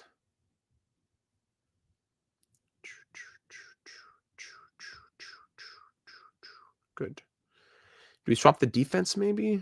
Left. We'll keep the rest like that. We're still live, Mighty Joe. Welcome back. All right, game 3, if you're just joining us now, game 3 of the Eastern Conference Final here against the Devils. We just had our 7-game win streak get snapped. We were up against elimination in game 6 of round 1. We won game 6. We won game 7. We swept round 2. We won game 1 of round 3. We lost game 2 right there. Now we're headed back over to New Jersey, not back to New Jersey, over to New Jersey for now the beginning of a best of 5. And the Devils scoring the power play right away. Awesome. 2 quick goals on 5 shots. No, but Glenn Murray answers back. Thank you. We needed that to stop the bleeding quickly. Power play Sens goes nowhere. We're down 2-1, 10 minutes in. Power play Sens again. We made our tweaks to the power play. Come on. Thank you. Corbet scores at even strength. We're tied at 2, just like that. End of the first 2-2 game. Back to even. Very good. Power play Devils is killed off. There's Dean McCammon with his first postseason goal as a Senator. 3-2 Sens.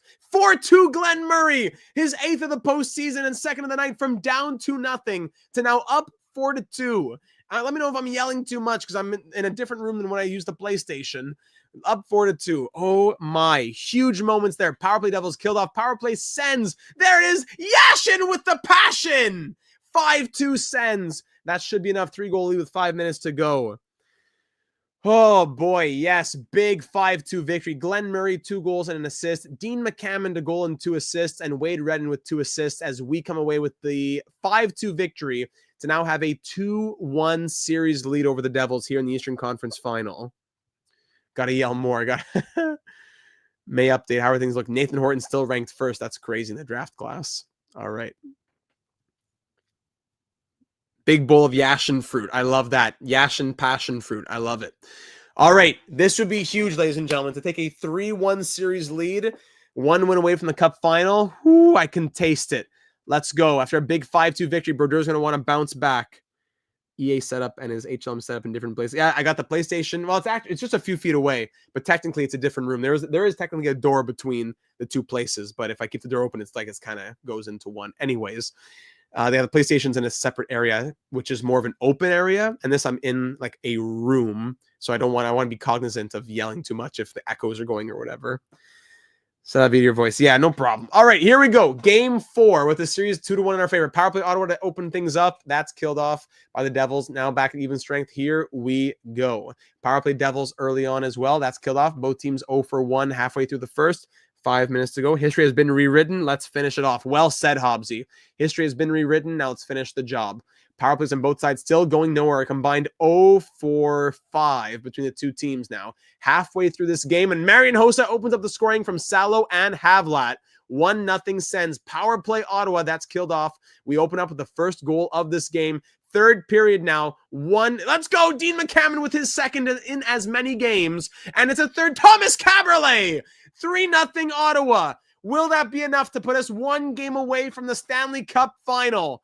5 minutes ago, Patrick Lalime standing on his head. Ladies and gentlemen, we are 1 win away. Jason Arnott scores late to break the shutout. 28 saves from Lalime gets him first star honors. Caberlet a goal and assist. Hossa a goal.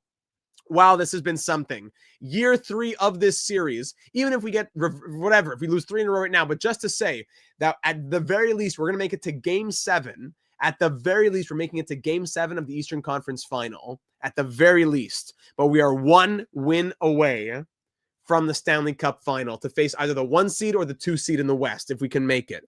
1 left. Let's go. Big victory there against the Devils to give us a chance to close it out right here. Let's not leave anything to chance. Let's do it in front of the home fans. Let's give them something to be excited about. And the Devils scoring like the first shot of the night. 23 seconds in. McGillney makes it 1-0.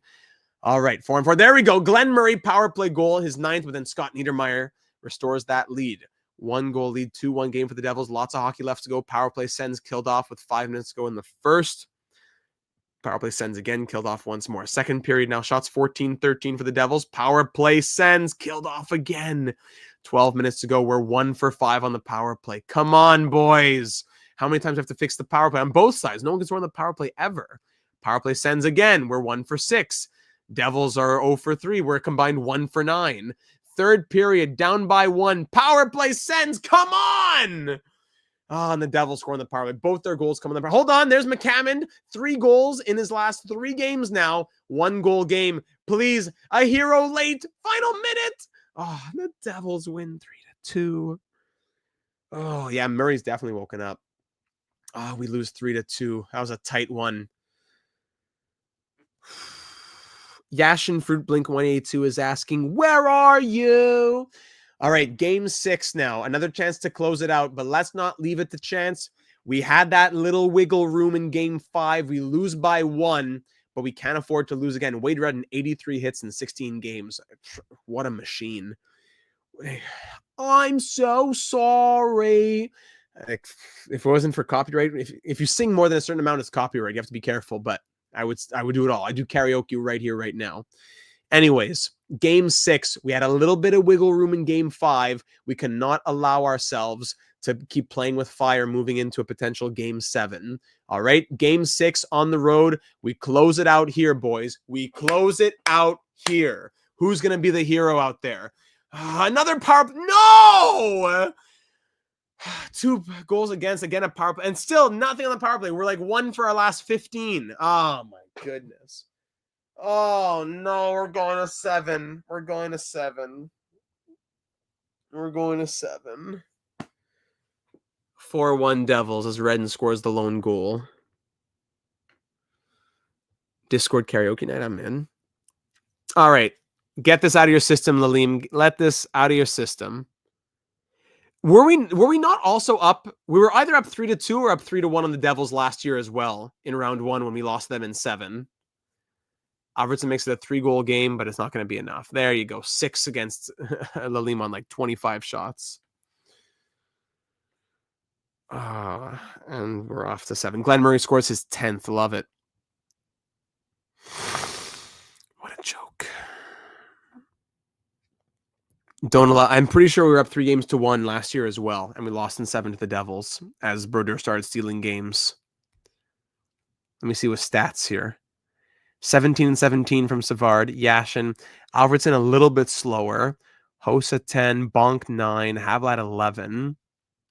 Glenn Murray's been incredible, but do I want to change that third line dynamic? I suppose so. Murray Hossa swap, maybe. Hossa can bring some offense to the third line or continued offense while Murray gets more chances on the second line. Or even Murray to the first line and Alfredsson plays with Bonk and Havlat, maybe. That could be a possibility. Wade Redden hasn't really been doing anything at all. Do we go back to Caberlet and Redden on that first pair? I wonder. Hossa stays second line.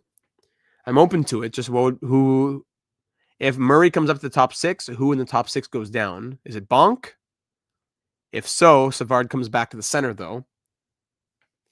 Havlat, yeah, he's been quiet this series. The Polish Prince will be back to the Cup final if we make it. Do we bump Havlat down? It's a possibility. So Hossa stays up, Havlat goes down.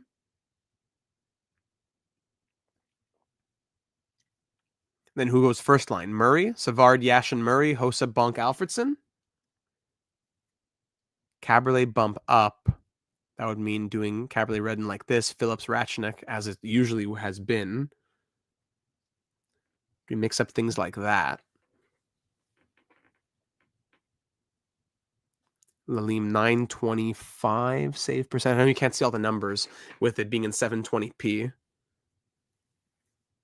This is good. This is the lineup for Game 7 of the Eastern Conference Final. As we have a chance to book our ticket to the first Stanley Cup Final in franchise history. Gen Z says the defense should stay as it was. I'm open to either way. Well, let's look at the defense ratings. Phillips, yeah, definitely better defense. Actually, Ratchnik is better at 85 to 83 as well if he's playing the top pair. So 94, 85, 90, 83 would be it there. Then 84, 85 on the third pair. We could keep the defense as it was. Caberlet hasn't been especially impressive either. Daigle out and Dackel in. Dackel 77 defense, Daigle 75. And better offense as well. Daigle here in the playoffs, what's he been doing? 2 points in 17 games, -1. Yeah, not bad, but not great, right? We allowed 2 goals or less in so many consecutive. It's true, you're right. Caberlet hasn't been great, no. He has 6 points in 17 games, which is not bad.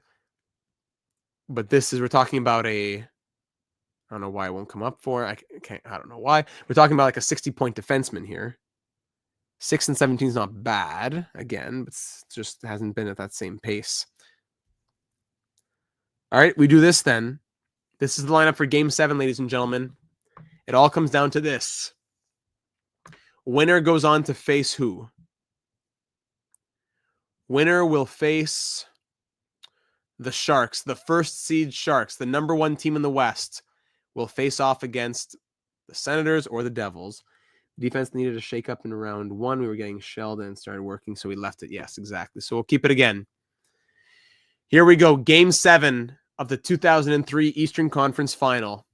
Here we go. Power play Ottawa early. Again, going nowhere. Okay, hold on. Wait, hold on. Last chance. Ottawa? No, stop. We're like 0 for our last 15 power plays. It's incredible. So we're going to say, what if we did, what if Savard went here, Yashin went here as the sniper, Hossa sniper here, Alfredsson playmaker here, Havlat here, Murray, I don't know, something like, no, Murray up, Murray, Savard, Yashin, Alfredsson, Redden, Havlat, Bonk, Hossa. Let's do that. Yeah. And we continue. All right, here we go. Power play. Yes! Power play goal, Marian Hossa. McGillney answers back, but at least we're potent on the power play. And then, McGillney scores, make it 2-1. All right, we're down by 1 here in the second period. That's a big power play goal right there. 3-1. No, don't do it now, Lalim. Don't fall apart now. Thank you, Caberlet. Power play goal. Redden ties it at 3. Power play. Come on. No, McGillney 4-3. 2 minutes left in the second. Third period. Pause. Hold on. Third period. McGillney's having a crazy series. I know. All right. It's 4-3 Devils. Caberlet and Hossa both scoring the power play. Finally, Redden getting offense going for us as well. But McGillney with his a hat trick for McGillney. 10th, 11th, and 12th of the series. All 3 goals. Sorry, 4, 3. Sorry, what am I saying? Then Sikora scored as well. 3 of the 4 goals coming from McGillney. 4 on 19 from Lalim is not great. We have 3 on 29. Outshooting the Devils 29-19. Third period action. Game 7, down by 1. We're going to half speed. Third period. Here we go. It's all or nothing right here. 30 seconds at a time. It's all or nothing right here, gentlemen. Down by 1 means someone with some passion in this lineup. Who's going to be the hero first to tie it and then to win it? Who's it going to be? Halfway through the third. 9 minutes to go. Do we change up lines or something? This is the team. Push, gentlemen. Push. Final 5 minutes. Please, someone's got to tie it. No!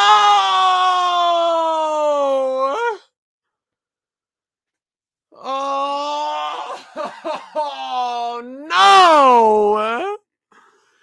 From up 3 games to 1 again against the Devils, we lose 5-3, and we're eliminated in 7 games. No! Oh my goodness. We make it to Game 7 of the Eastern Conference Final. Yes, we're proud of that. But another colossal collapse to not be able to close out a series. No. Oh my goodness. Come on. This could have been the year. I know it would have been a tough matchup against the Sharks and how crazy Nabokov is, but still, just to make it. Redden had 20 points in 18 games. It stings a lot. We're proud of a lot of things, but it does sting a lot. 17 and 18 from Savard. He was a great pickup. Yashin, 15. Murray, 10 goals, 13 points. Alfredsson, 13. Didn't pull enough weight, honestly. Hossa, Havlat, Bonk, 10. Ronning, McCammon, Caberlet, 8 and 18. Ratchenik, 8. Salo, McKay. Blah, blah, blah. -4 from Yashin. -3 from Savard. And Lalim ends with a .919 save percentage and 2.43 goals against average, 0.59 goals saved above expected. He was either not really good and really bad. He was either a brick wall or he was a bum. Yashin a minus on the season, yes. Let's sim to the awards. McKay, fractured foot. Okay. The Polish Prince is back. Who's going to win the cup now? Devils or Sharks? Let's find out. Your 2003 Stanley Cup champions will be the Devils repeating history, or does Evgeny Nabokov carry the Sharks to a Stanley Cup championship? The New Jersey Devils repeat history, defeating the Senators in the Eastern Conference Final and going on to win the Cup. Eerily similar to real life, says Hobbsy. Obviously, we'll have to see what happens in the future, but there's an argument the 03 Sens were the best ever. We'll see about Belleville. Let's find out here. Is it a three-peat for Belleville? No. The Wilkes-Barre-Scranton Penguins win.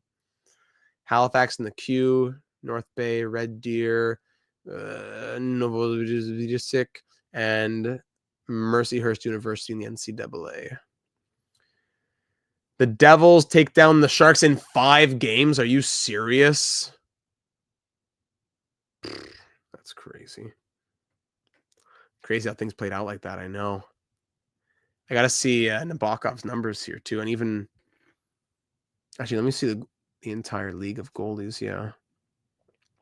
So Brodeur ends with a .926 save percentage and 2.2 goals against average, while Nabokov .925 save percentage and 2.42 goals against average. Brodeur, our nemesis. Oh, my goodness. Awards. Let's check out the awards show. We should definitely be excited about a few of these. 2003 awards. All right. Let's get through these, then we'll call it a night. And McGillney, yes.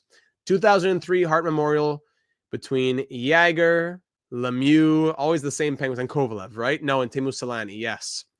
The winner of the 2003 Hart is Lemieux. No, Yager, his second Hart trophy. Congrats.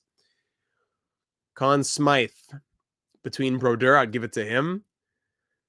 McGillney, 27 points and 17 goals in 25 games, and Elias for 30 points. I'd probably give it to Brodeur for his first career Conn Smythe. And no, it goes to McGillney, really? With his 17 goals. All right. Can Brodeur be a free agent so we can just try to be rid of the nemesis? I'd love to see that. Art Ross goes to Jaromir Jagr, right? With 127 points. There we go. Calder Trophy between Stephen Weiss, Rick Nash, and Joe Corvo. It's got to be Rick Nash with his 81-point season. Rick Nash on the Islanders. Yeah, easy Calder Trophy for him. 30-goal rookie season.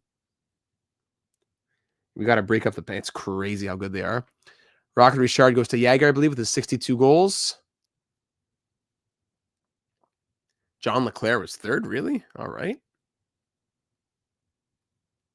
Jaromir Jagr wins that. Adam Oates Trophy for the most assists goes to Lemieux, I believe. He had 85 assists. Bure just 29 goals and 73 assists. Okay.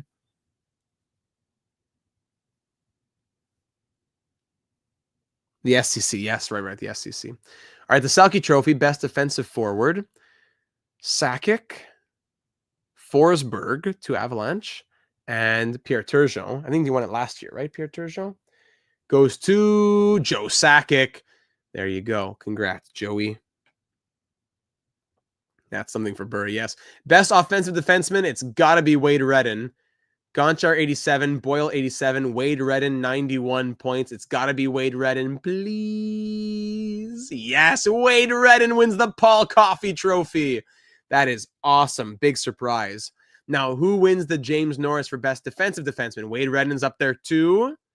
Nick Lidstrom is probably Nick Lidstrom. Or Scott Niedermayer. Oh, first runner-up probably for Wade Redden. So close. Unless... Yes! Wade Redden! He wins it! Let's go! Wade Redden doubles up with the Paul Coffey and the James Norris Trophy. Wow, that's awesome. Vezina Trophy now. It's got to be Nabokov. Manny Fernandez in Detroit. Olaf Kolzig in Washington. And Evgeny Nabokov in San Jose. It's got to be Evgeny Nabokov with those crazy numbers. Almost 30 minutes of ice time for for Redden as well. True. He's a machine out there, a workhorse out there. Nabokov wins the Vezina. Jack Adams, coach of the Sharks, coach of the Penguins, Marty Howe, and coach of the Capitals. Winner goes to coach of the Capitals, Don Edwards. his second. League MVP, the Hart Trophy in the AHL. Chris Chelios, Ivan Chirnik. It's always gonna be a Belleville Senator, or Milan Linka, right? MVP goes to Ivan Chirnik, 103 goals. Yeah, I suppose he's the MVP. 103 goals and 154 points. We gotta give him a chance in the NHL. That's crazy. And one more, playoff MVP. No, it's okay. We can back out of these. Reveal all. Video game numbers, exactly. And there are the rest of the awards.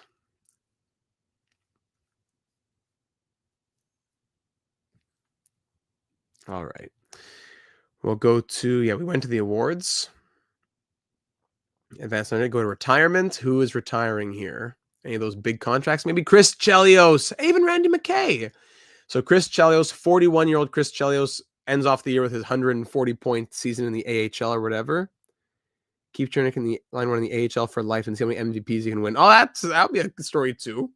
Randy McKay was a good fourth liner. He retires at 36 years of age. Tikkanen and Deneen both played for us. They retire. Verbeek, Kirk Muller, John McClain, Claude Lemieux, Joe Nieuwendyk, and Kevin Deneen, career-ending injury. As those are retirements here. Yes, okay.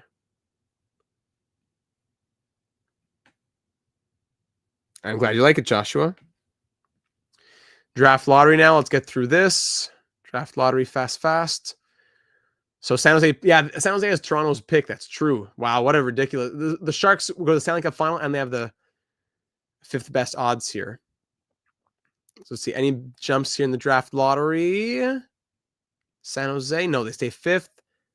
All right, so the Wild jump 2. So Marc-Andre Fleury isn't ranked 1st here. So we'll see. The Wild pick 1st, Thrashers 2nd, Coyotes 3rd in the stacked 2003 draft. Let's sim to the draft day. We'll have to do staff. Okay, yeah. You know what? We'll do this at the start of next episode. We'll stop here so we can do this at the start of next episode. We'll have to renew some contracts for the staff. Blah blah blah. Yeah, they're gonna expire on June 1st. So we'll pause here. I'll save quickly, and this will be where we stop. Cliff. Yeah, that'll have been helpful. But yeah, the cap space will be tight. But thankfully, we don't have much to do. Cap space will be tight, but not a lot to do. So if we look at our plan for next episode now, ladies and gentlemen, into next offseason, feel free to leave your thoughts down here in the comments on YouTube or over in the Discord server, link in the description. Can we see the lineup, trade history, contracts? So, yeah, we don't have much cap space at all, but the only real contracts to re-sign would probably be like Dean McCammond. So we can't even do negotiations right now, but yeah, so we don't have much to do at all. Not a big problem. Got Fleury IRL, but in this universe, they're still a juggernaut. Yeah, with Patrick Waugh, they'll be okay. So yeah, we will be okay contract-wise. And then, yeah. So it's tight, but we should be fine. Or even have to trade someone to sign Camilleri at 400K or whatever. Yeah. Hey, Eason, yes, actually, a NHL 25 career sim is coming out on Saturday. That's the next one coming out. Yeah, it does get tricky. All right, potential free agency. Can we see out here? So a lot of names that won't end up dropping.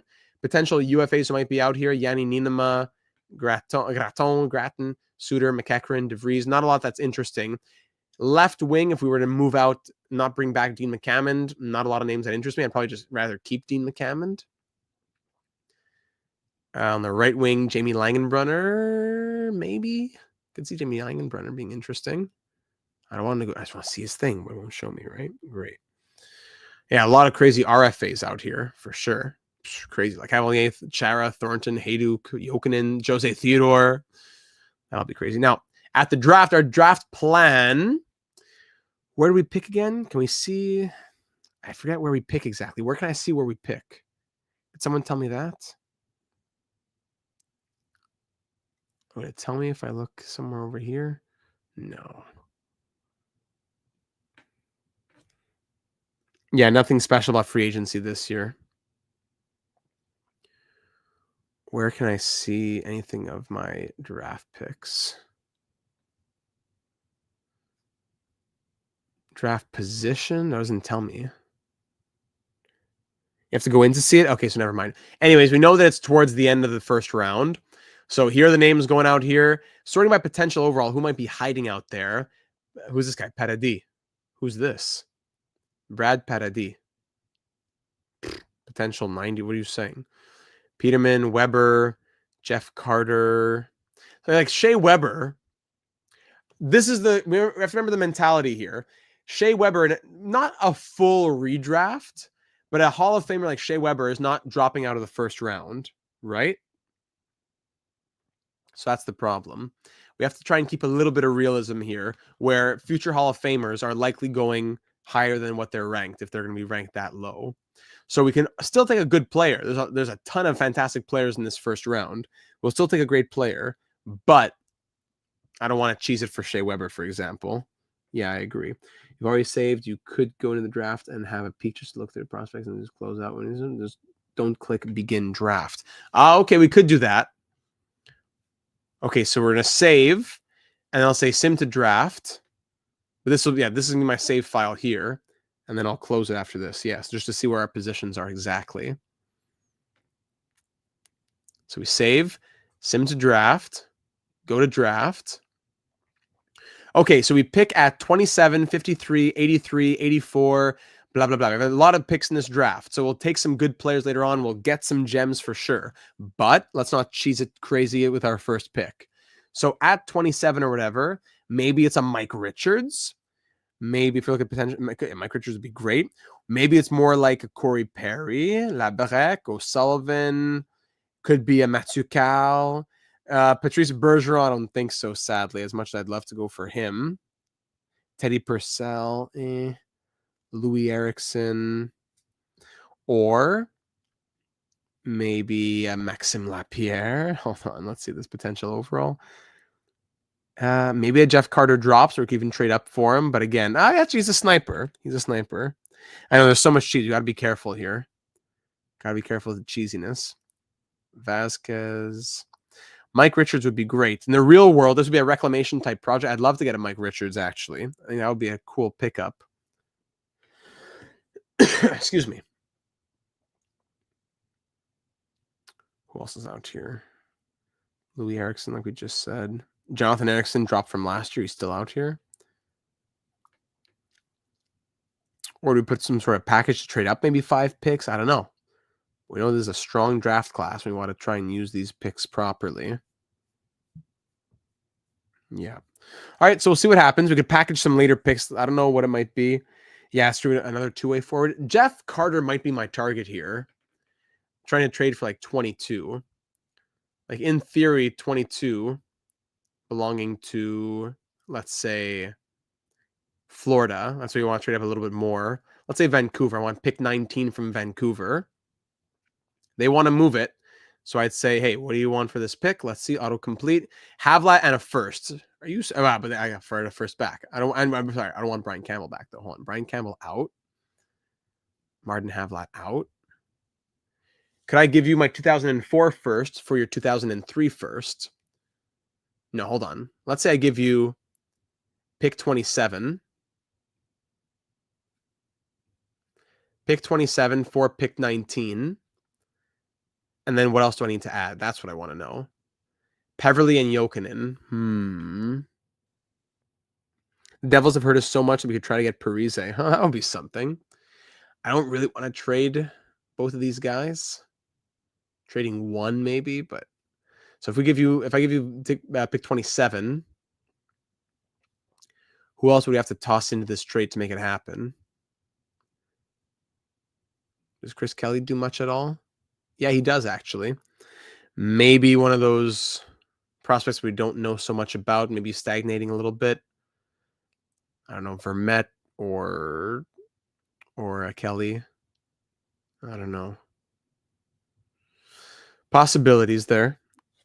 Tough spot with Alim too. He was good from game 6 of round 1 to game 4 of round 3. But after that, no. Do we make some sort of goalie move there? I don't know. Who's the goalie here in Vancouver? Roman Czechmanic? No, I'm not going to go get him. All right, so there's a lot to think about. I'm not going to start talking about our whole draft class plan right now. There's a lot to think about, all right? So I'll end it off there, ladies and gentlemen. Thank you for watching. This was a long one. Yeah, getting a higher-end prospect in a legit way is fine by me. But just we got to be careful with taking Hall of Famers at 27, right? So thanks for watching, everybody. This was a long one tonight. Leave a like if you enjoyed. Thanks for being here for our best season yet in Ottawa. We'll get ready for year number 4 now, moving into the 2003 off season and get ready for the 03-04 season. So we'll be back live next Tuesday, most likely again. So that'll be April 8th, I believe. Yes. So around 7 p.m. Eastern, that's the plan. We'll see if anything changes before then. Keep an eye on the Discord server if that might be the case. So make sure you're joining us. Link in the description. And leave your thoughts there or here on YouTube. Subscribe if you haven't already. Thanks for the love. Thanks for being here. Appreciate everybody coming out and making the time to for a lengthy weeknight stream. So thanks for doing so. It was a pleasure having you all here. Much love. A real blast. Thank you, everybody. And yes, we'll be back tomorrow. We'll be back tomorrow with MLB The Show 25 with our Blue Jays live stream. We'll be back again tomorrow. We hope to see you there about 7 p.m. Eastern, 7:15 p.m. Eastern tomorrow night for Blue Jays. Keeping me sane while I'm without power. Much love. Hey, that's what I'm here for, Hubsy. That's what I'm here for. Thanks, everybody. Stay safe, stay warm. Much love, and we'll talk soon. Hopefully, talk to you tomorrow.